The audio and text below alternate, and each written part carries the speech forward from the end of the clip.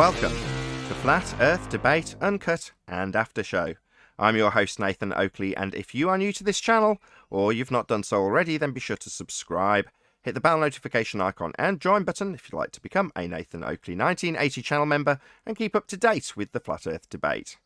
If you would like to support the channel, there is a super chat that runs alongside each of these shows while they premiere, and there's also a PayPal, Patreon and crypto link in the info box below the video. Also below this video, you can get £50 for swapping your UK electricity supplier to Octopus Energy. Speaking of Patreon, I'm going to do a quick shout out to all of you who do support me on Patreon. So a massive shout out of thanks and appreciation to Michael Kahn, Patrick Gunnels, Banter, Will Brax, Mel B. Styles, Troy Shuker, Bose Nail, Joseph Pizarro, Samson, Maris, Mobile Max 777, Neo the One, Lost Cat FE, Rob W, Open Minded, Reese Pound, Del West Watson, Mike, Muted, Dick Earth Skeptic, Maria Nealand, Unbelievable Productions, Blue Ridge Ranger, Rob H, The Real Gabster, Windrider, Liam Nedrick Jr., Abraham Mohammed, Naibai, Adrian Quintana, Skeptic936, Life is Short, Fireball X, theflatearthchannel.com, Texas Mike, Edwin Johnson, and David Wayne Foster. So another massive thank you to all of you for supporting me on Patreon. Now I'll hand over to whoever is in Discord and Google so you can enjoy their conversation while I set up for today's live show. Okay, I noticed I have a role saying bad connection. Just curious. That was just. Sorry, Nathan. No, you're good. The other It's guy, Ryan. it's not that you Cool. got bad connection as in your voice sounding. It's bad connection as in you keep dropping out. So that role allows you to rejoin the stream Oh, okay, without I having get to you. be squeezed in. Got it? I'll rename my the bad. role to be something better, like I got you now. I got you. all right. But you must speak up, loud and clear.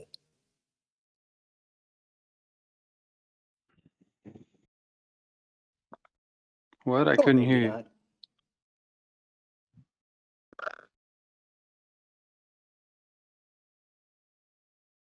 Hey, these time zones in America, boy, there's something else. I almost missed the show because I'm actually in Tennessee and it's only 7:30 there. I'm like, well, I got another hour at least before Nathan starts the show. And then I realized, what the heck?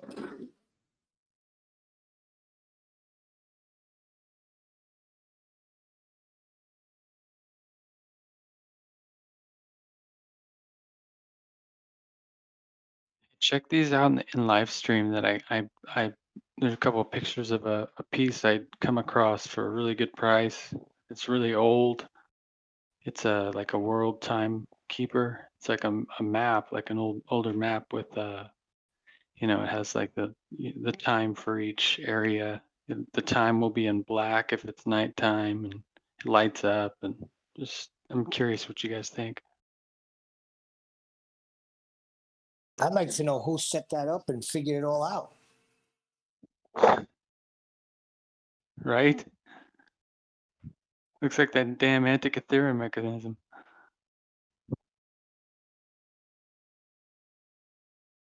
You know, I looked up on the Weather Network one time comparing Niagara Falls with Florida, and I noticed we have more daylight by an hour and a half here in Niagara Falls, more up north, than in Florida, which is more south. And I didn't double check this with like time and date and all this other stuff, but if that is the case, that would be pretty interesting. Like, how does that make sense on their model, right? Because it'll be more Earth curve in the way, according to them, that way. But anyways, I haven't really verified this stuff. That's just something off the Weather Network.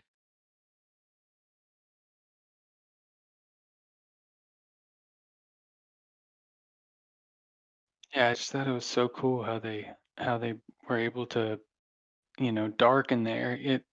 When it's lit up in the dark, you can shows you what areas of the world are dark and what are light, and just a neat piece.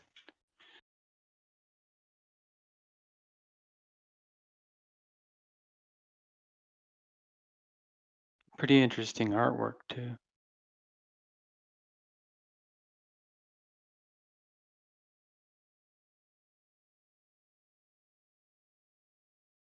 Couldn't find Tartaria though.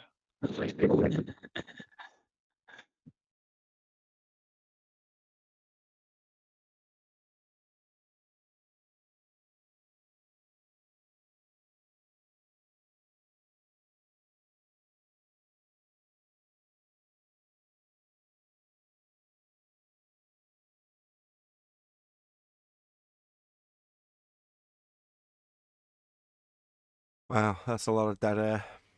Guess I'll have to step in. Hello. Hi. I'm sorry. I'm a little busy.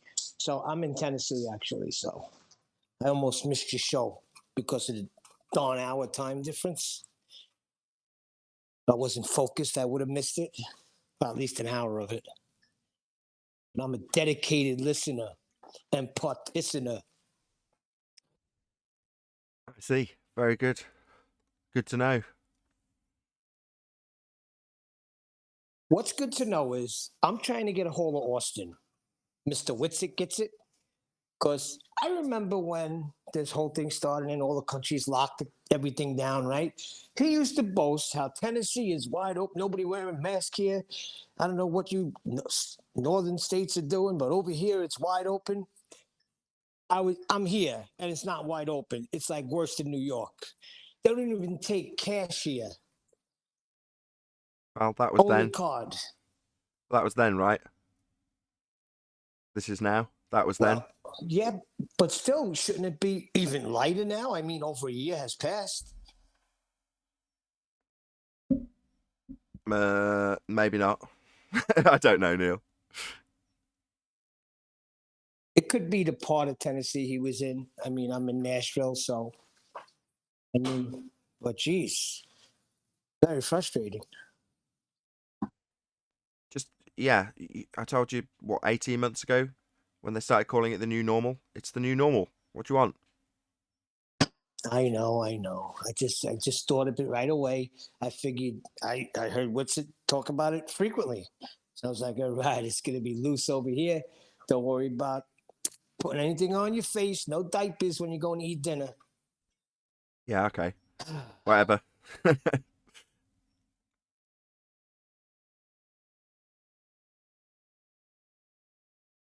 So yeah, it's a vacation, but I'm doing laundry right now. Vacation for dad? No. I've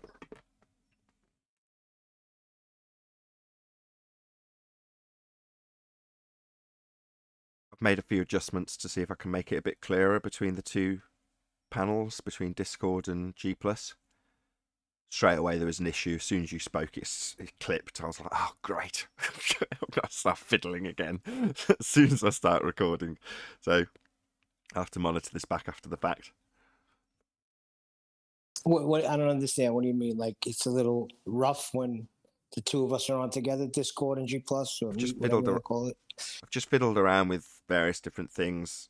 A couple of the compressors, a couple of the gates, the limiter, a few other things, just to see if I can make it a bit A, clearer for the audience, and B, mean that you guys can hear each other between the two panels clearer. Ah, yes, because there's a lot of times I cannot hear anybody talking from Discord, and when I listen to it back, you know, when you post the re-up on it, I'm like, wow, I never even heard him talking. Yeah, because it's all gated. Stop feedback, it's very, very heavily gated. So that you can, which you do, talk straight through the top of someone else. Now, in other people's show, that would cause problems. Now, you can't hear the gate kicking in and out. Well, that sounds bad, so I've changed it. But by the same token, till I monitor it back on the iPad, which I can't do while I'm sitting here live, I'm going to hopefully remedy that with a little mixing desk thing, which is about £100, which will allow me to stick a pair of headphones on after I do my intro and monitor the two, so I can listen to how I sound on my mic and how you sound on the output from the sound card, because it relays it like in a circle, background and through. So then I can actually monitor it live and see what it actually sounds like without listening the following day on my iPad. And all I've got to go on is what I hear live, which is pre-processing, i.e. pre-OBS. So I don't get to hear what comes out of OBS until it comes out of the iPad. But anyway. Hello, Sleeping Warrior.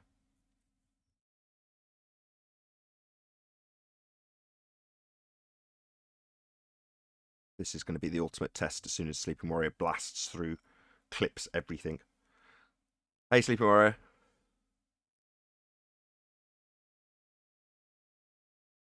Or we get total silence. It's probably playing a game. You know that. Well, or he's fiddling around. I don't know. Who knows? But then he pops in like nothing's happened. Hi, so you guys talking to me? Yeah, at 50 times louder than everyone else.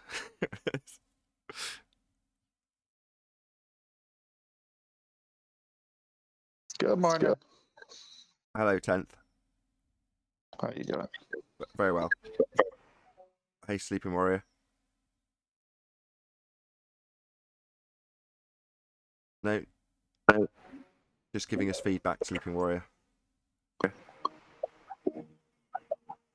So, What's that noise? that's wonderful. Anthony, you're ruining my sound. Oh, it's Anthony. Morning, 10. Good morning. So those were cool pictures from Bev and DP yesterday on the show. With the horizon rising over their heads. But it's supposed to be dropping away. Indeed, I went to edit it and then realised I hadn't published it yet. So that comes out on the main channel. No, not on the main channel, on the second channel tonight. Hey, Adam. Afternoon, everyone. Hello. First of all, Yo. thanks, Nathan, for the pimping. Appreciated it, mate. Say again? Thanks for the pimping of the new channel. I've appreciated. I'm nearly at 100 subs, so Oh, excellent. That's good within a couple of days.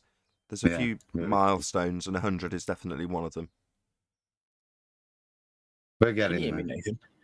Yeah, I can now. I've just got a new VPN set up and it's not set up properly, and then I think something's changed and messed everything up. So I apologise for my disruptive behaviour on entry. No, it's all good. You sound good. You're the right level. Everything's perfect. Don't change a thing. But more by luck than judgment. Well, good. Either way, just don't fiddle because I'm fiddling with my sound today, so I don't want extraneous hassle from you. Did anybody listen to any part of Brandon's by any chance last night? I know Adam was in there like running a riot. Yeah. Brenda and Rumpus they're just delusional. There's no other word to describe it. But I want to ask a question from our side. Sherlock Holmes, his way of deducing who was the murderer, he was to work out the ones that were impossible. So it wasn't you because you weren't in the country, for example. It wasn't you because you were in the wrong place. It wasn't you because you were there, but you were at the wrong time. It wasn't you because you didn't have the right weapon. So he would deduce by elimination everybody that it was not possible to be. The same is said for their model. If, for example, you can't have gas pressure without a container, how is the rest of their model even just ignored? How do they just continue it? Why do they ignore this point? How is gravity, if gravity is not a force, why is their model still in position? Because these two arguments go side by side, but together, the sum of the parts destroys their model unbelievably. But why do they keep whistling past the graveyard with it? Why is their model still considered to be true, even though these 2 points prove that it's impossible? Because So that's the question. Because- So my question Okay, is not sorry. about the merits of the argument.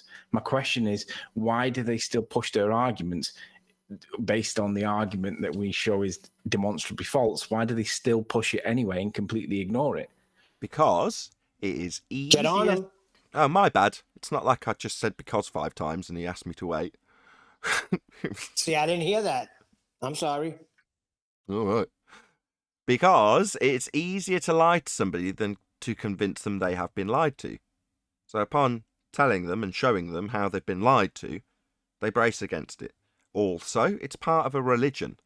Most people, if not all people who are under this religion, are unaware that the belief we rotate around the sun in a heliocentric model, they are completely and blissfully unaware that that is a religious belief. It's not based on reality, it's based on a model, and it doesn't matter. The second law of thermodynamics in this instance doesn't apply to the heliocentric model, Anthony. Just doesn't apply. Well, why? Well, that's not reality. It's a model that people reify by way of a religious belief, that is actually the ground they stood on.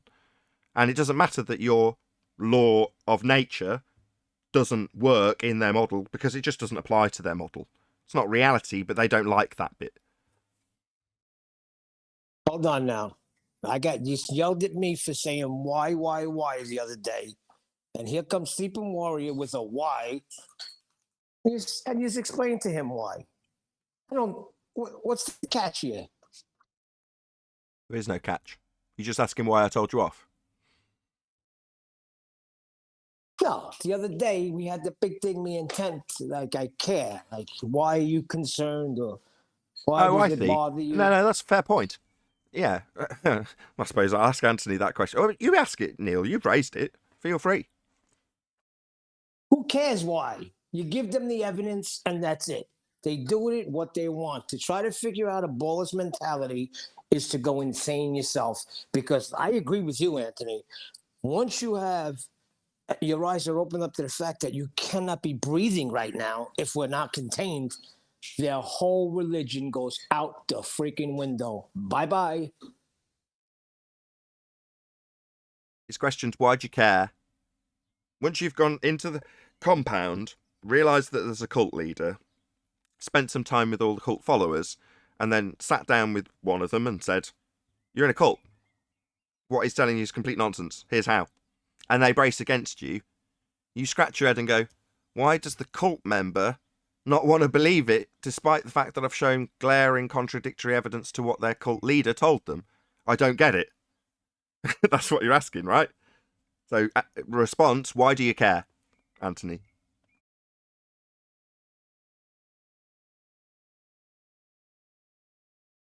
Well, but you know what it is too, Nathan? It is kind of like, duh, how are we alive?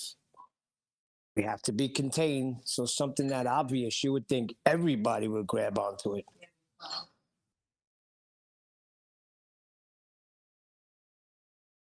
Yeah, and it stands in contradiction to the current Western world religion. So, therefore, as the people who are under or in control of or part of the Western world religion, they don't want people to contradict their religion, so they suppress us. Make us less prevalent or less easy to find, because it stands in contradiction or violation of their worldview.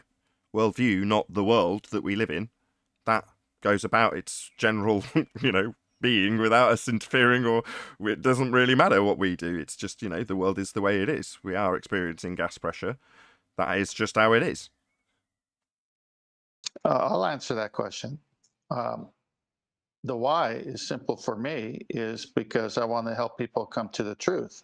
So I tell them. Now, I can't control anything after that. So that's where I let it go. So I care enough to tell them, to show evidence for something that is keeping them behind a veil of falsehood. And if they want to hear it, we'll continue, we can continue the conversation. Or if they don't want to hear it, then it's fine. I did my duty. Yeah, and sometimes I can understand that, because I sit in contradiction of that idea when I say I don't really care, because I've got a show about it, right? So it's like, well, how can you say that when you've got a show about it? It's like, well, I have to admit, first and foremost, I want to be a YouTuber, and this is content that I enjoy making videos about. So the primary purpose is to produce content, and the educational style of my current base of content is wonderful, and I enjoy it.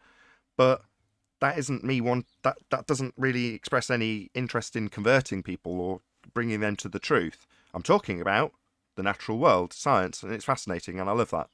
But if people come along and say what you've described by way of a natural phenomena or an experiment that's proved the cause of it, or describing a law of nature, those things are kind of matter of fact.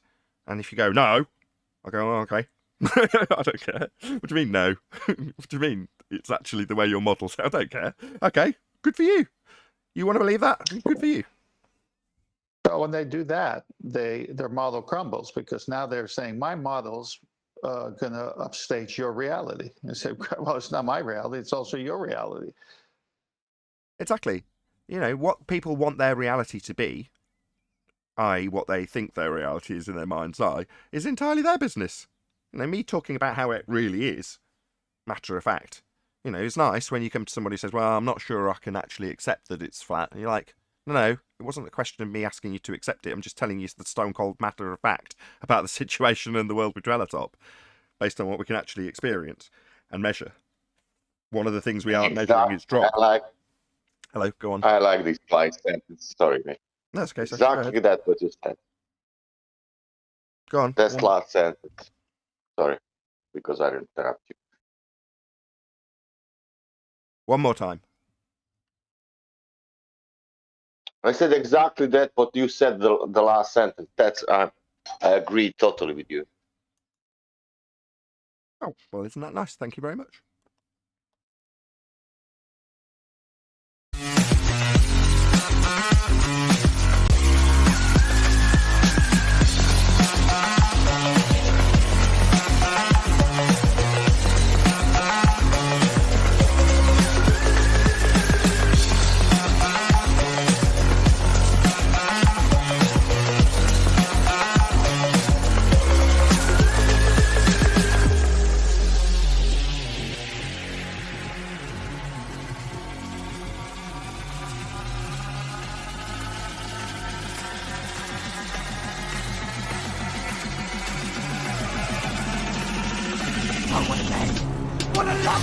Welcome to Flat Earth Debate Live.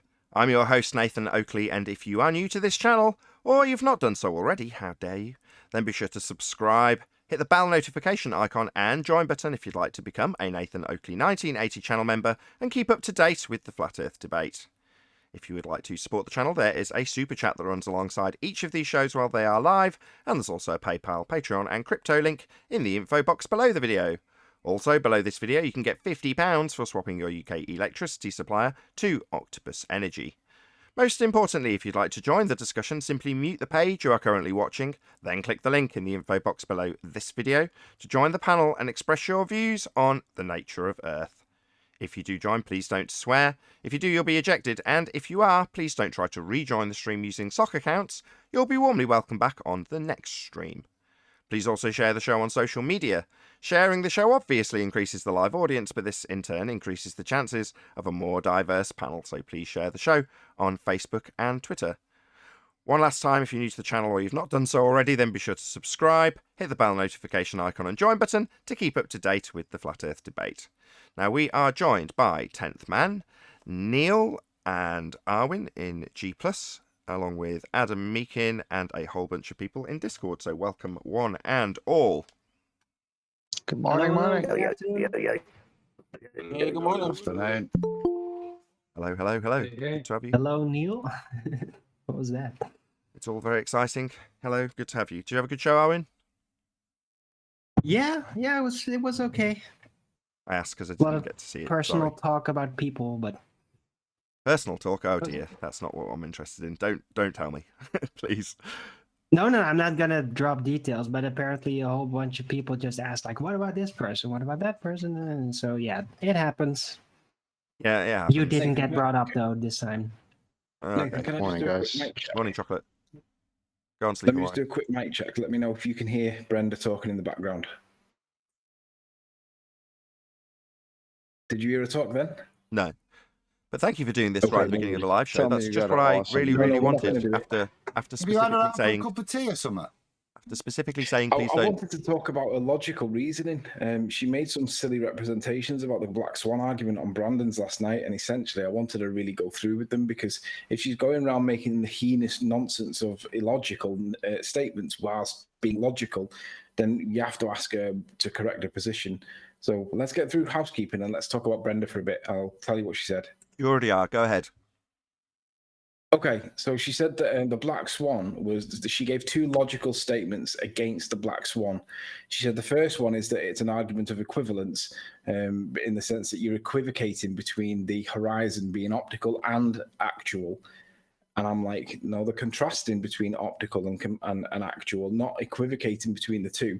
So she's saying that we're conflating and equivocating between the optical nature of the actual horizon we observe compared to the geometric horizon that they claim. She says that that's an equivalence. And I'm like, no, it's not. It's a contrasting argument. It's the opposite of an equivalence. Okay, can I just Does interrupt you for anyone a second? think- Sorry to anyone interrupt. think that that's an equivalence? So no. What is actually the case is they do that in defense. So we point out that the geometric limitations of a sphere radius 3959 would put the horizon at 1.2 times the square root of the observer's height in feet. Their defense is to say the horizon is refracted. So they use a false analogy, if you will, to say that something that is geometrically requiring a straight line to it now has a bent line. That's what they do in defense of the Black Swan argument. She's then projecting that out onto us. Okay, well, no, that's what they do in defense. They come up with a second horizon that isn't geometric anymore to defend the fact that they can't measure it, it's beyond its limitations. So that's what they do. Moving on. Next. Yeah, the second point she made was that it was a straw man fallacy. She said that talking about the horizon being optical is a straw man fallacy because she says that basically that's not their model. And I'm like, she either doesn't know what a straw man fallacy is, or What? she just basically doesn't understand the argument.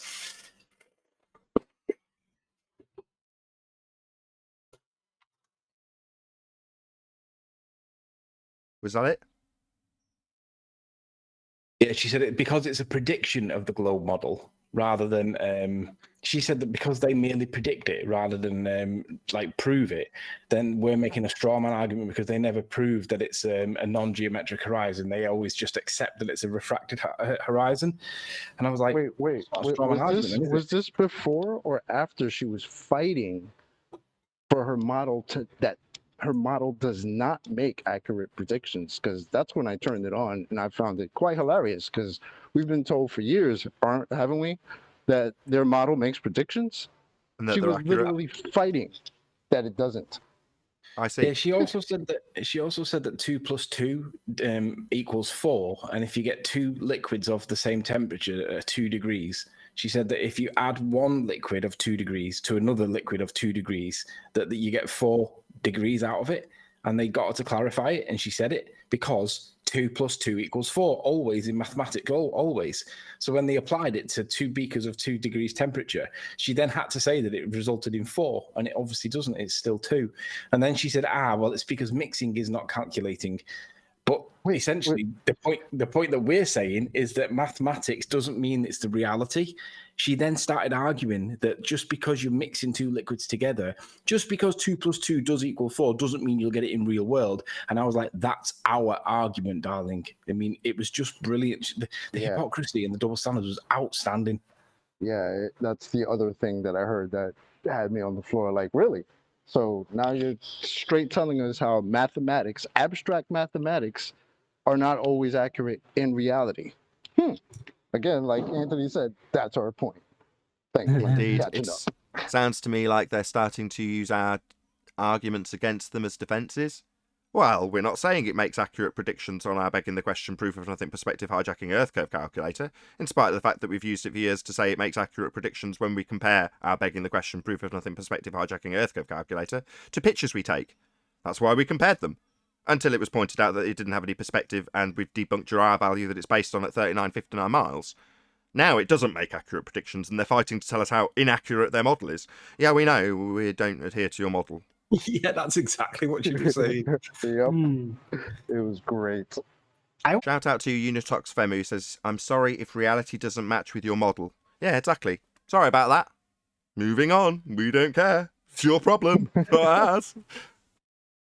Yeah, but I don't think that she understood that she was actually arguing and making our point for us, but in defense of something. They very rarely do. As they tell us it's all optical, and Chocolate and about 5 other people say, yeah, welcome to Flat Earth. Yep. And there was the claim it was scientific because it was based on inductive reasoning as well. Oh, God. Yeah, she said, what did she say? I did ask for clarity on that. She did say science was not she said science was inductive, maths was deductive. Okay, can we stop now? Can we stop talking about the views of a village idiot? Let's just move on with housekeeping. I think we've covered this enough. Go on then, Arwin. There is value in it though, because if these people are going around saying that kind of thing and making people think the opposite of what's actually true, they do need to be pulled back on this, because isn't science meant to call each other out? well, we need to call this kind of nonsense out, don't we? Or do we just turn a blind eye to it? Science. No, the opinions and ramblings of an idiot aren't necessarily something you need to concern yourself with, Anthony. And in terms of the people that are taking on board what they say and just taking it as read, they're idiots also. You know, check what people say, don't just take it as read. But if you need to educate the point them I was in making is that they claim that science calls each other out all the time, and no one's calling her out on this. Rumpus was. Sorry, I think Rumpus Anthony. was actually in the call. Anthony. Yeah, you're well into their world at the moment, I can tell. Right. So science, it's got lips and tells you that you need to call someone out. That's out, does it? Is that what science does?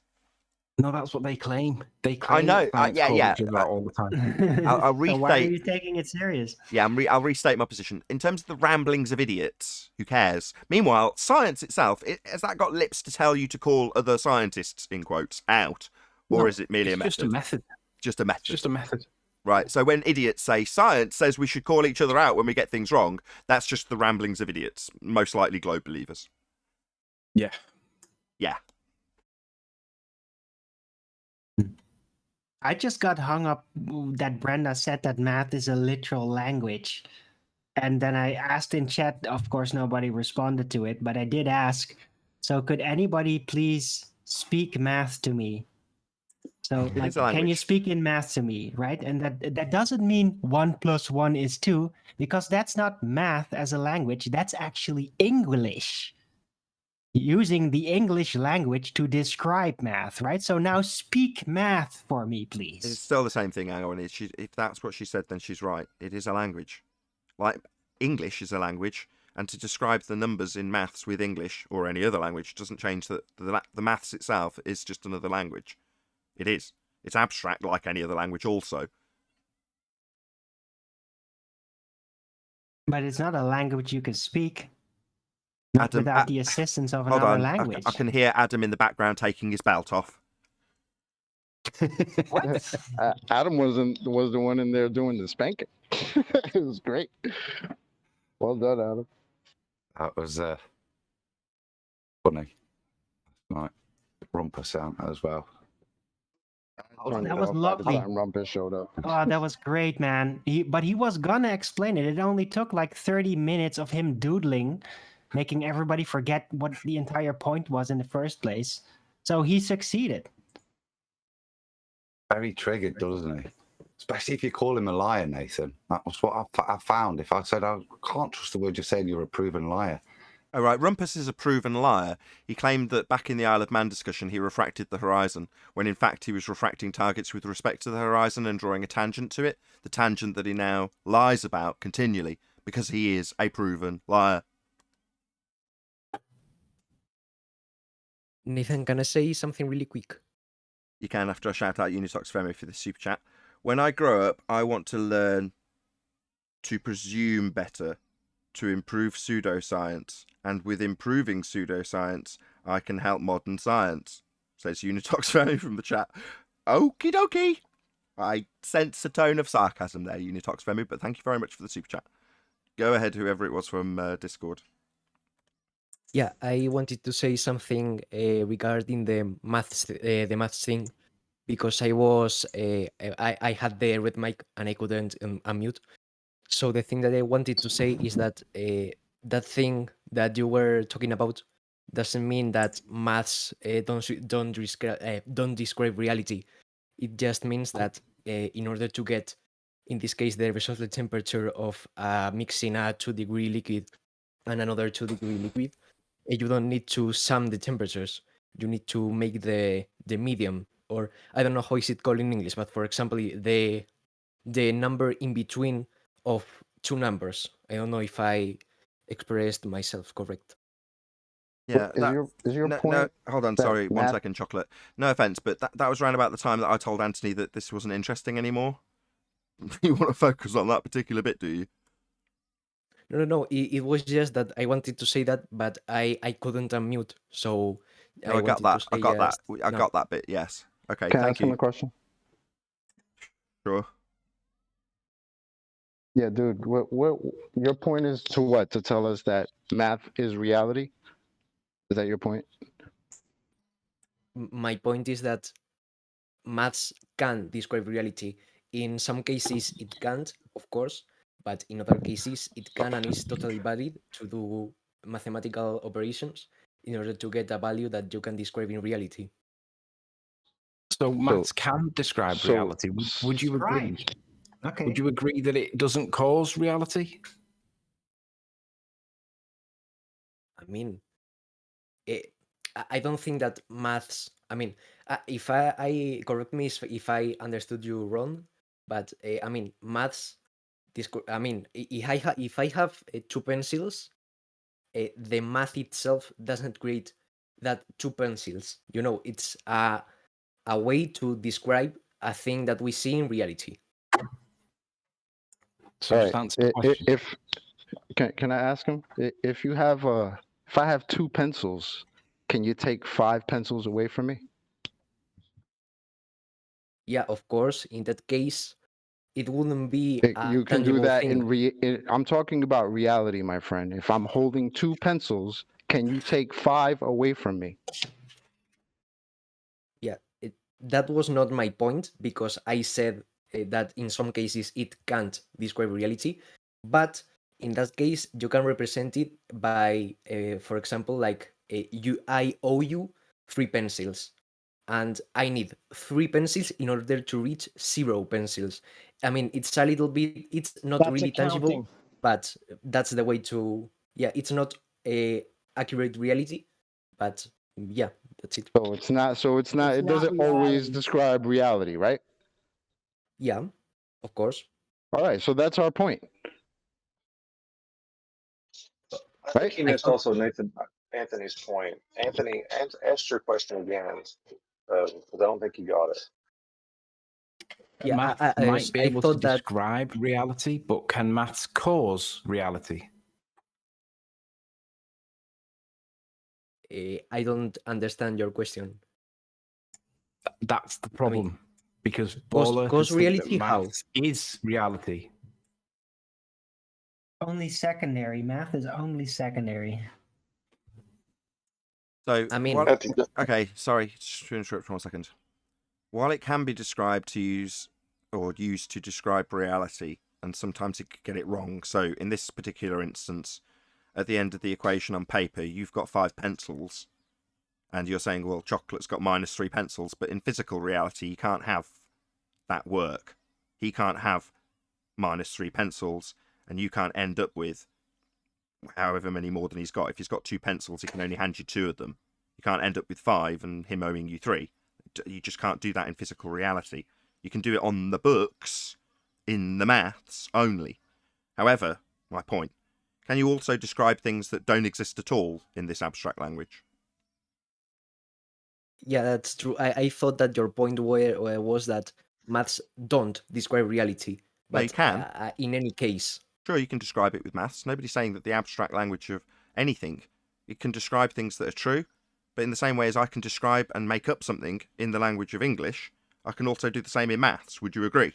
I can just make something up and calculate it. I mean, can you repeat that point? I can invent something in mathematics and then calculate with it or for it, even though it doesn't necessarily exist. I mean, yeah, you can calculate things that can't be described in physical reality, but that doesn't mean that it's a lie. For example, negative numbers can't be represented in physical reality, but it's a way to. I mean, how can I explain it? It's describe. I mean, how can for example? I mean, But what's the it's a way benefit? to represent. What's the benefit? Why would you want to describe the pencils that I don't have because I can't physically have them? Why would you want to describe something that is not reality when the reality is he has no pencils? Because that non-reality can reach a point in which it will be reality. For example, going back to the pencils, I have 2 pencils. Someone removes 5 from me. It takes from me 5 pencils, but I will get like another 7 pencils later. So that negative number can be converted into positive number, and that the negative numbers So act you would as have to a get those pencils for him transition. to take the pencils away from you, right? While Okay. you have 2, nobody can take 5 away from you. Okay, Right? I've just got a problem with that. So I've got these books in front of me from, I think they're from the 1800s. They're very old books. And according to these books, there was a fairly heavy exchange in dodos. Yeah? And on the books, there was a point where one guy had 2 dodos, and the other guy said, well, I need 5. And the guy said, no problem. Take these 2 dodos. On the books, -3. Yeah? So I owe you 5 dodos. Well, number one, the guy only handed him 2 dodos, right? And the next guy is expecting to get 3 more in the future because there's a minus figure in the books, right? So he's paid for 5, let's just say. But he's only been given 2. But the books say everything's square, he's just owed 3. But then the dodos cease to exist. So the books don't balance, do they? It didn't ever manifest in reality till he got the extra 3 dodos. So in reality, the books didn't manifest in the future. They didn't come to fruition that he got the extra 3 dodos because they don't exist anymore in physical reality. Like the 3 pencils he didn't have didn't exist in physical reality. Like you can manifest things into physical reality on paper and they don't necessarily manifest in reality, even though they're on paper. And you can still calculate them, correct? Correct, yeah. Right.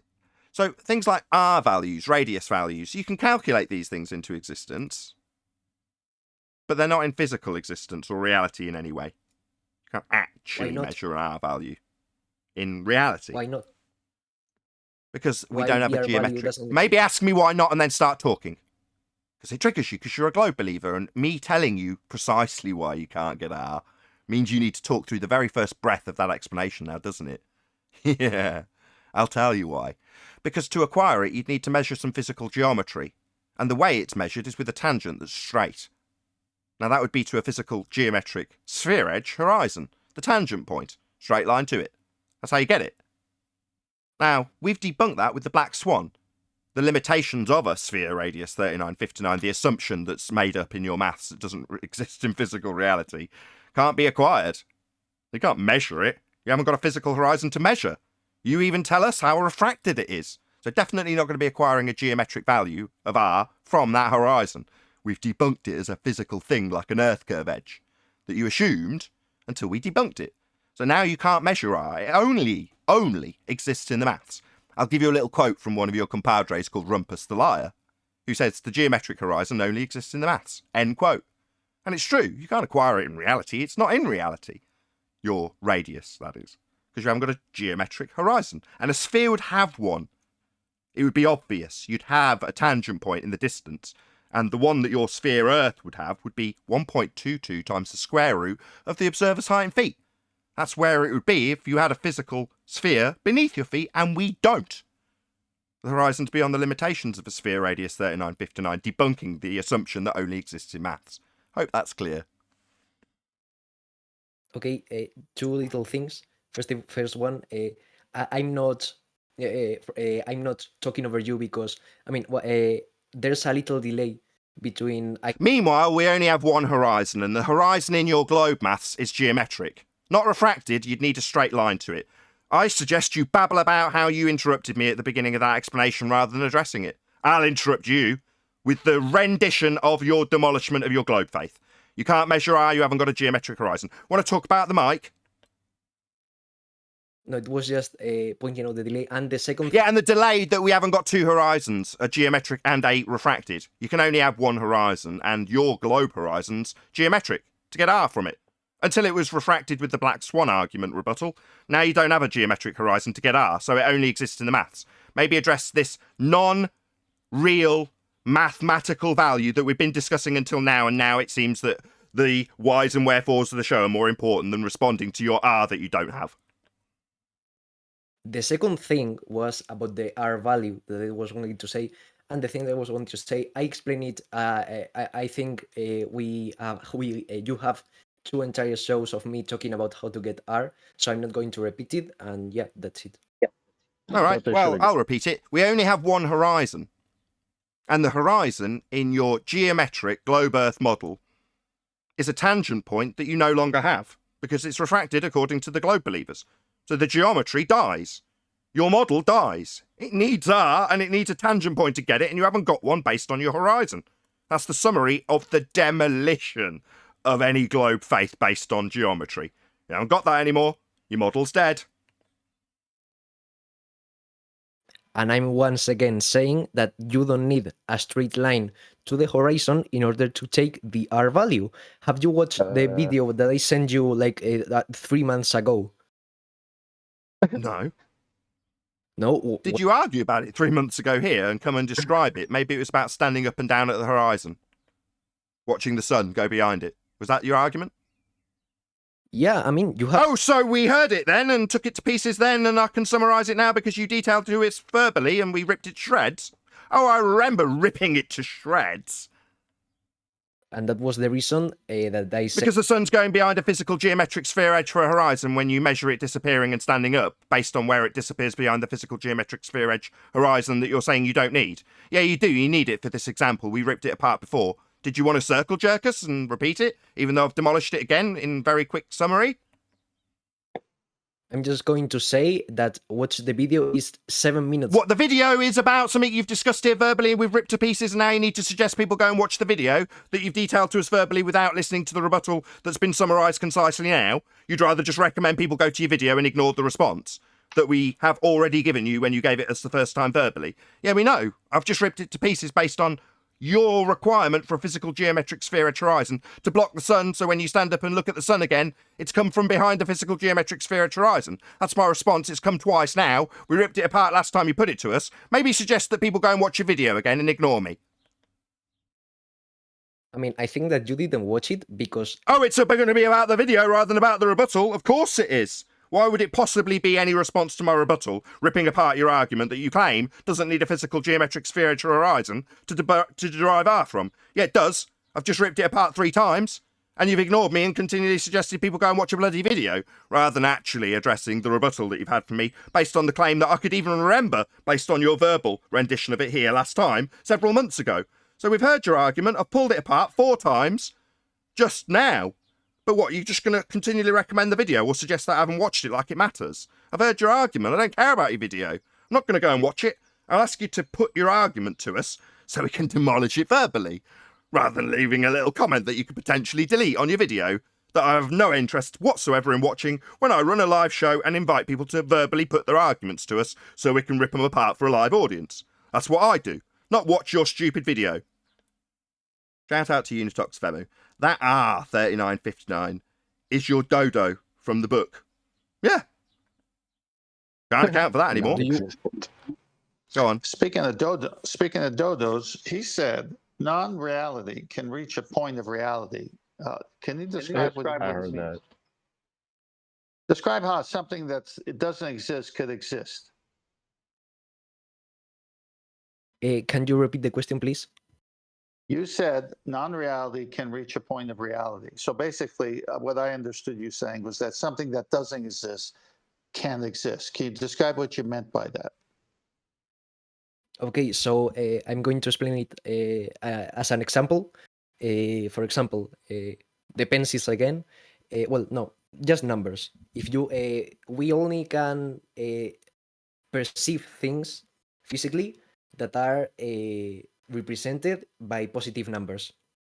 So some value can be in the positive spectrum of numbers, then go to the negative spectrum of numbers, and then go back to the positive.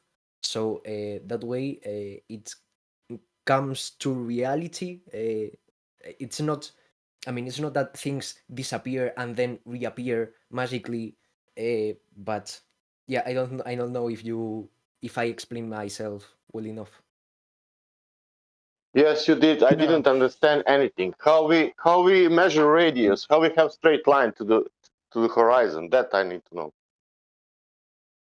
I mean, I wasn't talking about the horizon. I was talking about, for example, 2 minus 7 plus 10. I see. You wanted to babble about anything other than the debate about the nature of the Earth, and you've got a radius value 3959 debunked by the fact that it's beyond the limitations of a sphere radius 3959 when you look at it, and it should be at 1.2 times the square root of the observer's height in feet, and isn't. It's beyond that, so you can't get a tangent to it.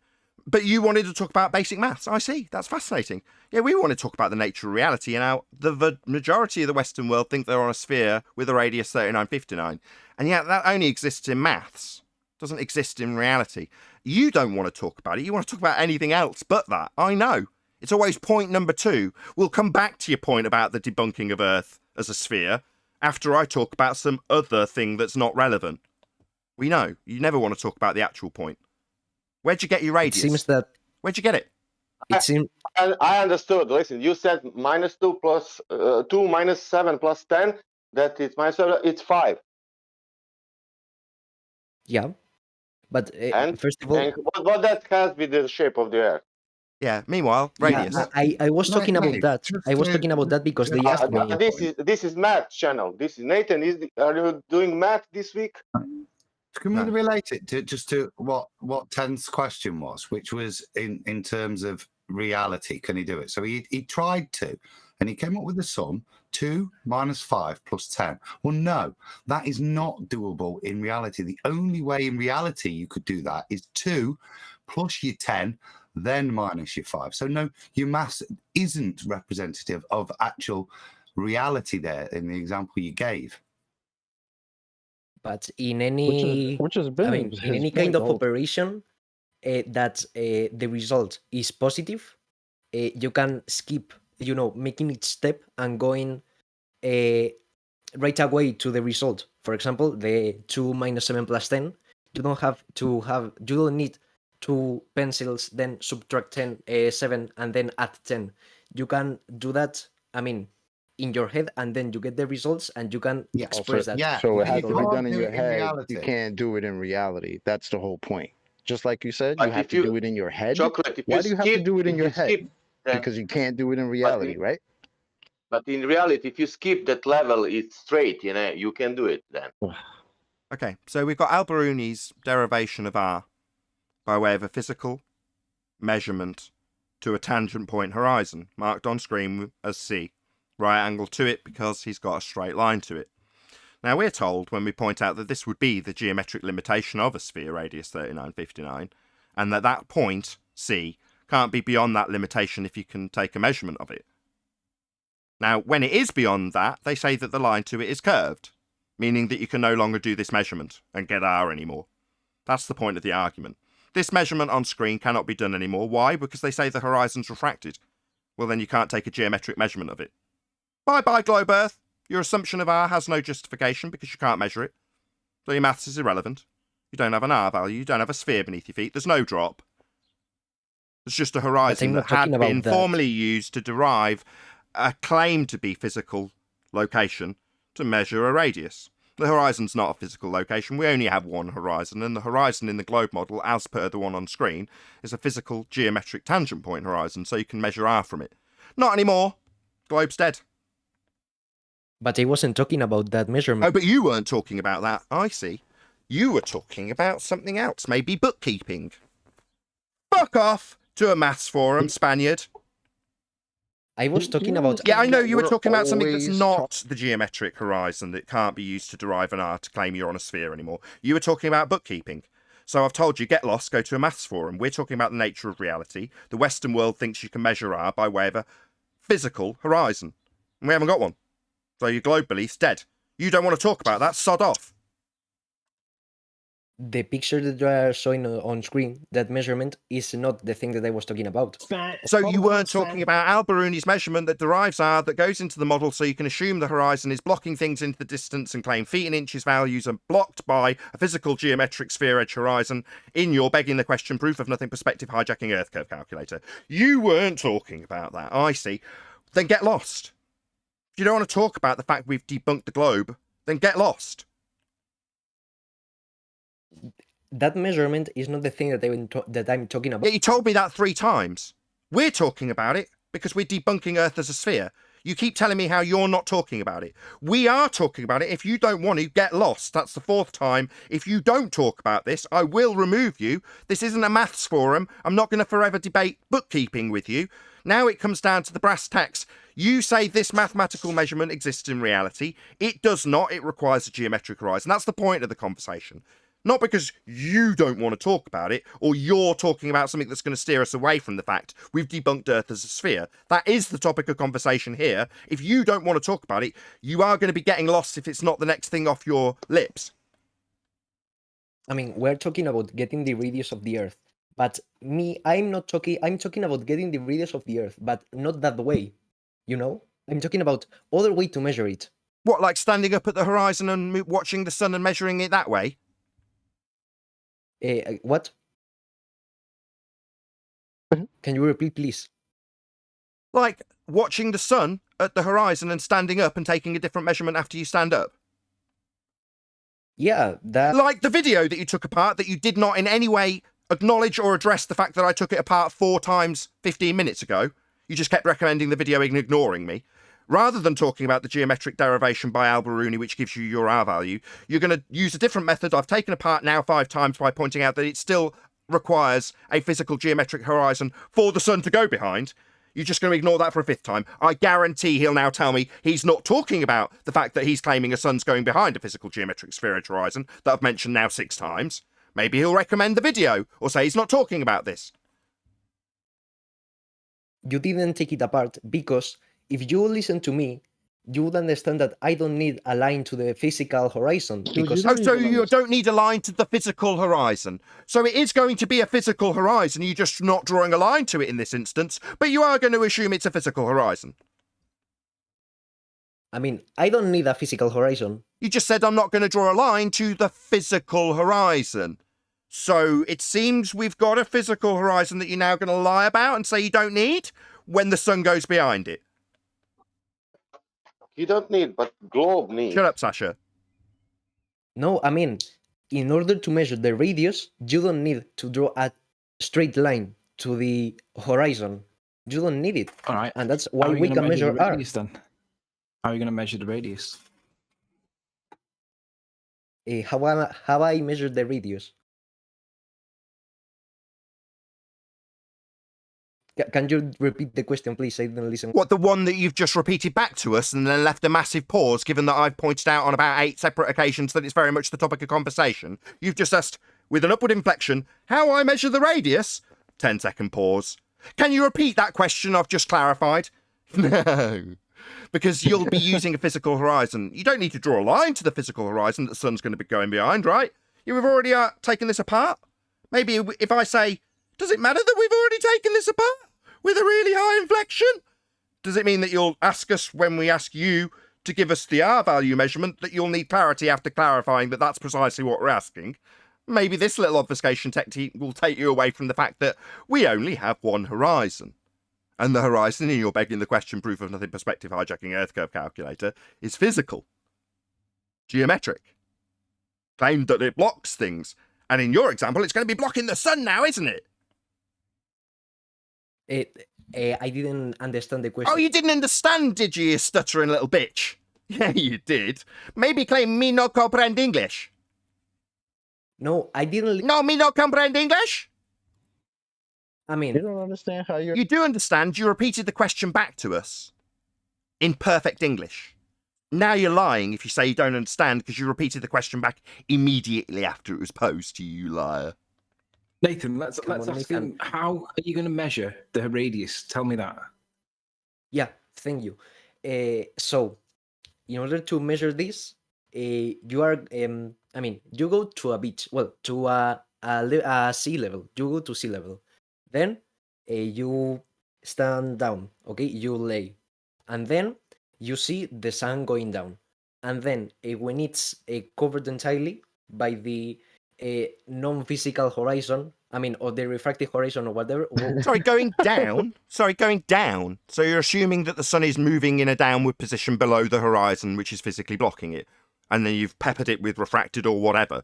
But the sun is going to be going down below the horizon. So it's an assumption that the horizon's physically blocking it then, precisely as I've already objected to let me get it correct, 7 times so far on this live show. 7 times. You've ignored it 7 times. Also. It doesn't matter if it's... Oh, it doesn't matter that it's going down behind this physical horizon I've objected to now 8 times, but you haven't got a physical geometric horizon. You haven't got a sphere edge for it to go behind. In order to assert that it's a sphere edge, you'd need it to have physical geometry. That would be physicality. You've also peppered it by saying it's refracted. So what are you going to be measuring when the not actual sun goes behind a not actual location? How are you going to derive an R value from a not actual position of a sun going behind a not actual position of a horizon? You're not going to be deriving anything from that, you stupid clown. I mean, yeah, because I don't need straight lines from me to the sun or from me to the... Yeah, sorry, you're going to be deriving mathematics from a not actual position of the sun moving behind a not actual assumed to be physical location of the horizon. That's what you're doing. That's the second time I've repeated what you're doing. And you're going to tell me you don't need straight lines? I didn't mention straight lines. I mentioned that your sun's going down behind a physical, now refracted, because it doesn't matter if it's refracted in your explanation. So a not actual position of a not actual sun going behind a refracted horizon to what? Derive some maths from it? Right, I don't think so. I mean, I'm not going to be another 2 hours with this. What, you're not going to give me a decent explanation for how you derive R after you've got a not actual horizon blocking a not actual sun? No, you're not going to, because you can't. It's not that you need 2 hours and I'm not going to give it you. It's just that you can't do it and I've taken it apart 9 times. You just ignore me every time. And then in this instance, tell me what you're not going to be doing, which is not spending 2 hours rather than not responding to my rebuttal, which is that you've got a not actual horizon, refracted horizon being a non-physical location to block a sun. So when you stand up and see its not actual location in a different not actual location, somehow you can derive R from that. That's 10 times I've told you that. In total, I've wasted 5 hours of my... Oh, so it's now moved up to 5 hours? Rather than a response to my rebuttal that you've got a not actual horizon blocking a not actual position of a sun to derive an R from it? Total nonsense. Just going to move, maybe escalate it to 10 hours. You're not going to spend 10 hours arguing with me about this nonsense that you haven't proven and I've taken apart 11 times. If you have a mosquito-sized brain, it's not my fault. Oh, so it's down to the ad homs now? Mosquito brain? Don't respond to the 11 renditions of my rebuttal. Tell me that I've got a mosquito brain. That's a really good rebuttal. Also a logical fallacy. You're employing logical fallacy now. It's an ad hominem attack. I explained... You're a stuttering bitch! How dare you ad hom me and tell me I've got a gnat brain, after you cannot and fail to respond to any rebuttal I put to you. How you completely ignored the ripping apart of this argument last time you came here in favour of recommending the video, so people don't get to hear the rebuttal that you haven't responded to or acknowledged in any way. Even when it's repeated to you 11 times, you tell me that I've got a small brain. You are a total wanker. Everyone who comes here knows how this goes down with 11 renditions of the same response that he hasn't responded to, only to tell me that I'm stupid. Yeah, how dare you? If you don't want to understand... If I don't want to respond to the 11 renditions of the rebuttal that you haven't responded to, that's what's happening. Don't tell me what I'm not doing when you're not responding to 11 renditions of something that was ripped apart last time you came here. Not actual sun moving behind, not actual horizon, not going to derive you an R value. Comprende? Nice Can I Spanish, ask bro. him, is this part of your tactic now? Like, do you think that now, after blatantly demonstrating that you have no idea what you're saying, now you're going to result in insulting Nathan and just saying that you're wasting your time? Do you think that that's an actual tactic that's going to help you look good here? Like, what is the point of you being here? Because you don't know what you're saying. You have no idea what you're talking about. I mean, I explained this lots of times, but Nathan doesn't want to listen to me nor understand the argument entirely. Sorry, I've repeated a rebuttal 11 times and you've not responded to one of those 11 renditions of my rebuttal. Not actual position of the sun moving behind a not actual position of a horizon cannot give you a cast iron R value because you've got not actual positions being derived from not actual locations. Now that's my response, it's been 12 times, and all you can tell me is that if Nathan doesn't want to listen. I have listened. I listened to it last time. But you're telling my audience I'm not listening to you. No, you're projecting the fact that you're ignoring my rebuttal 12 times. That's what you're doing. You're not listening to me. I'll respond. Come on. You don't need the sun to be in its... Well, it doesn't matter if the horizon is refracted or something, because the photons... I mean, there will be a point in which the photons emitted by the sun will collide into the Earth. And that is the thing that we are measuring. Since the refraction doesn't vary from 1 second to another, it doesn't matter because the photons will be, I mean, you can perceive the sun moving at the same rate. And if it was not refracted or with more refraction or with less refraction, we're measuring time between two events, not the event itself. Thank you. I see. And the refraction that you will be applying is based on an R value to begin with. The refraction applied in this instance is called terrestrial refraction and is based on a derived R value. So standard refraction, if you're applying it, which you are, is 7/6 of a radius value. So you're already invoking something that you're trying to measure. So saying it doesn't matter about the refraction, there is refraction, but how much refraction? Well, you're talking about something that's already got an R value in it, invalidating this entire claim, because you haven't got the R to invoke the refraction yet. You're supposed to be measuring R, and you're talking about a refraction that includes R, terrestrial refraction. So but I'm your not measuring whole argument, refraction. oh my bad, the conclusion needs to be talked through, of course. Your entire argument's dead on arrival. You're already begging the question and assuming an R value by saying refraction. I'm not measuring refraction, and no, you're not, but you're invoking it, and it's already got R in it. So 7/6 of a radius value, terrestrial refraction, otherwise known as standard refraction, or any variant thereof, is what you will be invoking because you're claiming that you're deriving an R. So you're already on a sphere, therefore you're already using the R in your refraction that you're claiming. So it's dead on arrival because you haven't got the R to invoke refraction. It's merely you begging the question, another logical fallacy, already employing the thing that you're trying to prove, that would be the R value, by invoking a refraction value that's already got it in it. But I don't. Refraction will do its thing. Oh, will it? Terrestrial refraction with an R value is definitely going to be doing its thing. So you are definitely going to be assuming your outcome with the R value. Yes, that's a logical fallacy that I've just pointed out and you've ignored. I don't need to measure to calculate the... You don't need to measure the R value, but that's what you're supposed to be doing. But yet when I point out that it's a not actual location that's refracted and that your refraction's already got R in it, you say you don't need to measure, you don't need to employ. Yet you are doing those things, though. You've said refracted. Your refraction's already got R in it, so this argument's dead on arrival. I don't need to measure refraction in order for... You've already done that. You've already stated it and employed it. So now telling me that you don't need to do something that you've done is nonsensical and just you hand-waving the objection to something you've already done. You've already said, yeah, refracted. Yeah. But that doesn't matter. Oh, right. But it does matter because your refraction's got R in it, so you're just begging the question. Maybe ignore this 17 times. Tell me that it doesn't matter. To measure the refraction that I'm saying it is. The initial claim was that he was going to show us an alternative method to measure R. As he just gone through that very long-winded description, he made the statement of what he was going to measure, and that was time. So his measurement is time. And then, two things. First, before explaining how to get the radius value, I'm going to address the refraction thing with an example, can I? No, because it uses R. Your refraction uses R and you're claiming to measure R. You've mentioned refraction, then said it doesn't matter. So you're a bit of a circle-jerking wanker. You say refraction when I point out that you've got a not actual location, but then we're going to say it doesn't matter? What? Because it's my objection that you're measuring not actual locations to get not actual positions with time that Adam's pointing out, and hopefully will also point out is derived from the celestial movements in the first instance. So all of these things are big problems. He's using, instead of using the ruler, he's using a stopwatch to measure R, from what I can see. You realize you're only saying refraction because your horizon is not geometric, right? That's why you keep repeating refraction, because it's not geometric. I'm going to address each of these points. First of all, if you have a bottle, it will have mass regardless of not if you measure that mass. The same thing happens with refraction.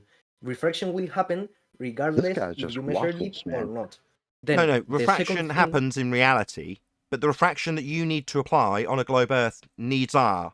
So while you're trying to say that your refraction, which is R-based, happens in reality always, no, it doesn't.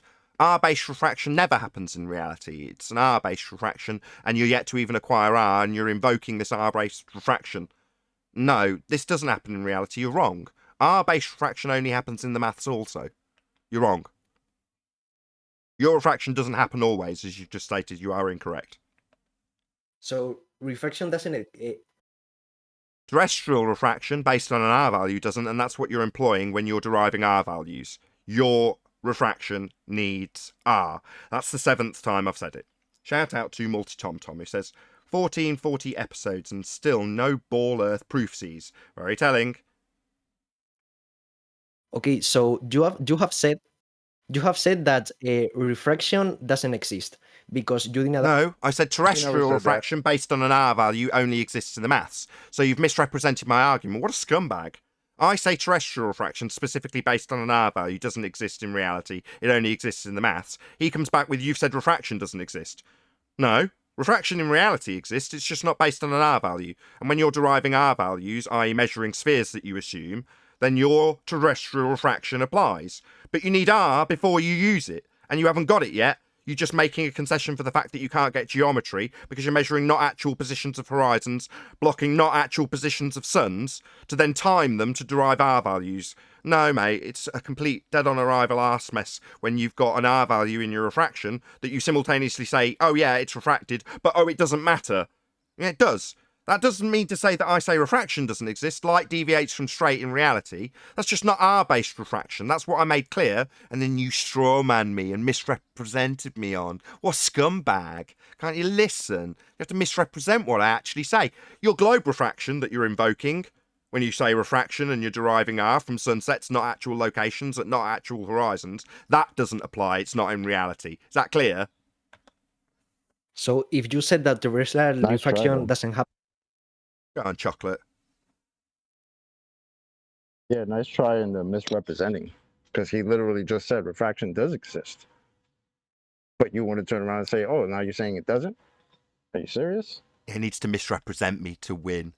Can't actually fight my arguments, needs to repackage them in a way that he can win against them. Oh, you're saying refraction doesn't exist. All I need to do is prove that there's refraction then. And then we can move back on to assuming that it's based on an R value, because I'm going to be doing things on a sphere, claiming I'm measuring R. So therefore terrestrial refraction's already going to be invoked, and all I had to do was show you that light refracts. And then we're back to assuming R value refraction in globe maths.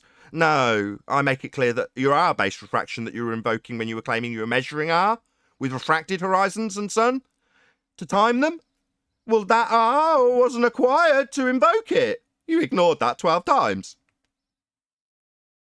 Sorry, I didn't listen to that. I was having some bad connection issues. You know, something muted. That's for a little bit. This is waffling time for him. It's time for him to back off the mic about 3 or 4 foot and claim he had technical issues. So he's literally gone, I've got a few technical issues. I don't know what was happening. I couldn't quite figure out how to get my mic to work, so I'll now babble indefinitely. That's what he's actually doing. Okay. This is akin, isn't it, to saying, right, I'm going to go and measure the curvature of that hill over there, and I'm not going to take a ruler. What I'm going to do is I'm going to get a bus. I'm going to drive the bus over the hill. Get someone to drive the bus over the hill. I'm going to lay down on the floor, and the second I see the bus disappear, I'm going to jump up and then time how long it takes for the bus to disappear again, and that way I'll be able to determine the curvature of the hill. It's beyond. Sorry, and when it disappears again, it's disappearing over the crest of a hill, right? Yeah. A physical crest that it's... Yeah. My bad, me pointing out how your argument fails definitely is going to need interrupting, right? Yeah, it goes over the crest of a physical hill. Not a refracted hill. Who's talking? No, physical. Yeah, physical hill. The bus is attached to the earth in this case. I'm measuring a thing moving that it's not attached. A helicopter. A helicopter is also it's moving with the earth. Therefore, I can't measure things with it. Oh, so it's not going to drift away at 15 degrees an hour to show that we've got Coriolis deviation. Oh, right, you've just debunked Earth spin. I mean, people thank Bob because it's claimed Earth turned underneath a gyroscope, proving Earth turns underneath stuff at 15 degrees an hour. But you just said Earth and helicopter move together. Well, that's you begging the question that Earth spins. Now we moved on to a different subject. But if Earth was spinning, we'd expect to see the helicopter drift away as we turn beneath it. It's called Coriolis effect. It's claimed to prove we spin. But you're claiming we don't see that effect. Well, we don't have Earth turn. Meanwhile, we've only got one horizon, akin to a bus going over the crest of a hill. Well, your Earth has a crest of a hill in the form of a geometric horizon. It's marked on screen at sea. That's the crest of your hill. It's physical by nature and derived physical geometry with the picture on screen. Of course, when you claim that you can measure the sun in a non-actual location going beyond a non-actual, non-geometric horizon, you think you can also get around that by begging the question of R in the use of your terrestrial refraction, and then just claim I deny refraction exists because you beg the question of R when you haven't yet measured it. But maybe change the subject onto Coriolis effect and just assume that Earth and atmosphere move together in defiance of the 15 degrees an hour drift you're supposed to have. Yeah, nice try. You've only got one horizon. This whole argument isn't going to get segued away onto Coriolis effect. You haven't measured R. Your argument was bunk. We pulled it apart left, right and centre. You'll undoubtedly just circle jerk and reassert it. I do appreciate that he took the time to add a sentence to debunk an entire other argument while getting destroyed on the first argument. That's wonderful. I think I've Keep missed going. a couple of super chats. Sorry to interrupt you guys. Godzilla says, maybe if I use £2 more or dollars to super chat, have I missed something from you, Godzilla? I'm really sorry. Right in the thick of it. Let's see if I can scroll back up. Godzilla, but my super chats, not read, trigger me. Oh, my bad. Sorry for missing your super chats, but thank you very much indeed for them. Godzilla37. It seems like he's still Can I in see the something negative about the numbers, helicopter? trying to find. Hang on. It seems like you're arguing for reality, but you're on your negative number side where there is no reality. That's the way your Exactly. whole talk is going. Exactly. Man, you are lying about helicopters. I was in military shooting against that stuff, and I was not accounting for the rotation of the Earth, only to teach you about something. And I was good shooter in that. Yeah, it didn't move because it was Did I really close to tell you the Earth. something? Did I tell you something? I was Shut up. I'm anti-air tired of in hearing this military. guy. Yeah, okay, that's cool. But That's cool. That means that I had luck every time when I shoot. the helicopter doesn't drift 15 degrees an hour because It is 5 helicopters. Did you say? Sorry, did you say the helicopter doesn't drift at 15 degrees an hour? But yeah, it's claimed we have 15 degrees an hour drift to prove we spin. So the helicopter's not proving Earth spin. Then we can't observe drift. We can't observe Coriolis effect in the helicopter. You just debunked Earth spins again. There's claimed to be 15 degrees an hour drift, only capable of observation from a non-inertial spinning reference frame, claimed to be Earth turning beneath stuff to see the drift. And you've just said there isn't any drift. Well, then you've just debunked Coriolis claims that Earth spins. Well done. I didn't say that there wasn't any drift. The helicopter doesn't move because it's not really away from the Earth. Well, then there's no drift. Moving away from Earth would be what you observed if you turned underneath the helicopter. So again, you've debunked the claim we have Coriolis effect. That's 15 degrees an hour drift. You're saying there isn't any. You've just debunked Earth spins again. But at the altitude that the helicopter flies is not as strong, for example, as in a satellite. For You example, don't understand. It's nothing to do with what the flight of the helicopter or satellite does. It's only observable from the ground as you turn beneath stuff. So you don't understand what Coriolis effect is. It's got nothing to do with the projectile. It's a not actual deflection. But to see the not actual deflection, I've got to be turning underneath stuff. And according to you, we're not turning underneath helicopters. That's the only way you see this Coriolis effect, if you're turning underneath stuff. And you're saying we're not. So you keep debunking Earth turn and then trying to detail something that doesn't happen. Doesn't matter what the satellite, definitely not in space, by the way, a second law of thermodynamics violation. If satellites were in a sky vacuum, we'd all be dead. The gas we breathe would be filling that area. Nevertheless, you detailing what a satellite does or what a helicopter does is irrelevant to Coriolis because it's not actual deflection. helicopter doesn't move, doesn't understand that? drift apart because, I mean, the Coriolis effect exists. But when you... Yeah, it exists. I can see it if I'm on a roundabout and I throw a ball or look at something that isn't on the roundabout with me. It looks like it moves. If I look at a tree on a roundabout, it looks like it moves. It's not. It's a tree. It's in the ground. But it looks like it moves because I'm turning beneath it. That's Coriolis effect. Now, if we've got that on Earth, anything not on the roundabout or not on Earth is going to drift. Now, they say footballs drift because you turn beneath the football when it's kicked from the ground. They say snipers' bullets drift because when they leave the gun, Earth turns beneath them. That's what they say. So we're going to turn beneath helicopters and see them drift then. But you keep telling us how that doesn't happen. Well, it's claimed to happen with things in the air for a few seconds. But of course, helicopters are in the air for a substantial period of time. And you definitely expect to see them drift from the ground as you turn beneath them. So we don't. So there's no drift. There's no 15 degrees now to observe. Nathan, before you, I know you're going to round out in a sec. So before these just 10's brought it back to negative numbers. You know, like a definition. I don't know whether this is just my mind, but I thought this very definition was very apt.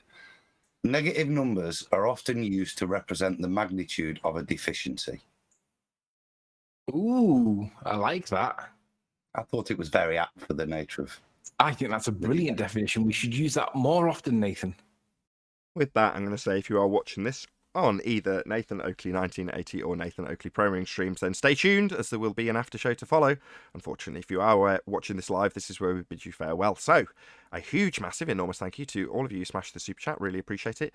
All of you liked, commented, shared, subscribed, and all that good stuff. Massive thank you to both Discord and G+ panels for making today's live show possible. Stay tuned if you're watching on either programming stream. I've been Nathan Oakley, and I'll see you all in the next video.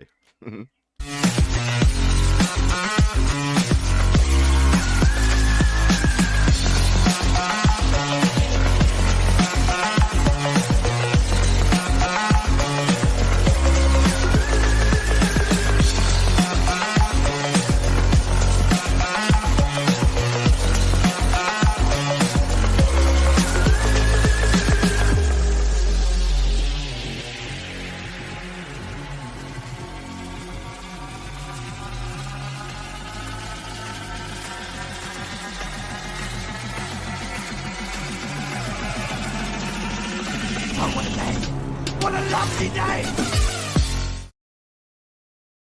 Well, I wasn't expecting Bob to agree. Was it not ice creams initially? Oh yeah, ice creams. That was right. Ice creams. Yeah. Yeah.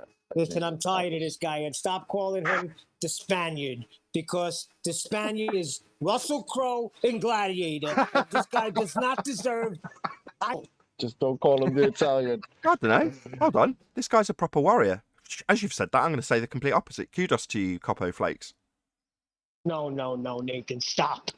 I mean, stop. The guy's a warrior. What are you talking about? I've said it before. I've said it before. With a name like Coppo Flakes, he's a serial baller. Look, right. This guy's got a mace in his hand and he's swinging it at us. So, kudos. No, to be fair though, is it like a Monty Python warrior? Or... Nathan, you're a gladiator. It's the Black Knight. Mick is a gladiator. Chewie's a gladiator. Just put a flesh wound. No, but seriously, he's come in, hasn't he, to attack the Black Swan. And he thinks he's come up with something, but basically the crux of the game requires, and the whole basis and premise of the maths he's going to use is geometry based. It requires physicality. It requires a blockage to whether he's jumping up off the ground after it's disappeared. It still requires that thing to be a physical blockage. Whether it's refracted or not, he's waffled around, but he's still the root of his main claim is that that point of disappearance is created by a physical obstruction.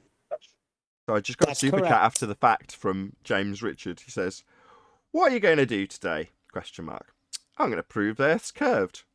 How are you going to do that? I'm going to go and have a lay down. Thank you, James Richardson, super chat. You can apply He that comes to with the same stuff every time. You Lay can apply down that to everything, and watch though. the sun. How are you going to prove Earth curve? I'm going to watch Sesame Street, because if Sesame Street's on this afternoon at 3 o'clock, then definitely the Earth must be a ball. Any equivalents, they'll claim ball, and they do it all the time. Well, hello, Nathan, and hello, Warrior.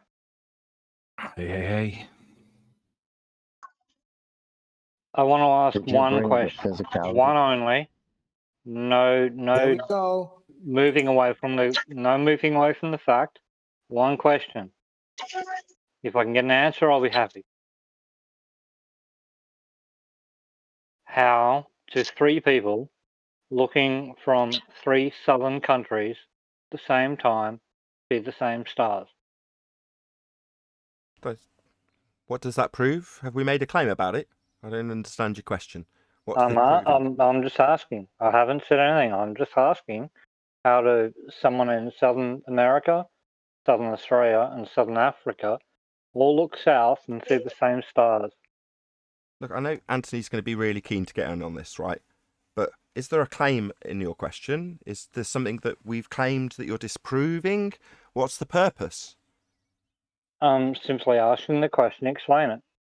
Okay, so by comparison, if I was to say to you, a globe believer, explain premature sycamore pollination in the north of England on a sphere. No, Can you interrupt me before I get to the end? You can be damn sure you can interrupt me before I get to the end of my comparison to your statement, which is to say that you haven't made any claims about premature sycamore pollination in the north of England while you constantly click your mic and make a load of audio interruption over the top of it. You could just pop yourself on mute. I'll wait. I'm asking you a question, that's all.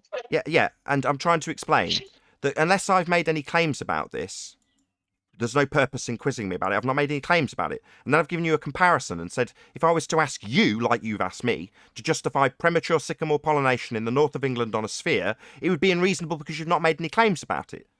Now, unless you want to make a claim about it, I'm more than happy to just let Anthony rip this to pieces without any interjection from you whatsoever, or you can make a claim about it. No, that's incorrect. I've asked you to please explain on flat Earth how it works. And I've asked you to explain premature sycamore pollination on a globe in the north of England.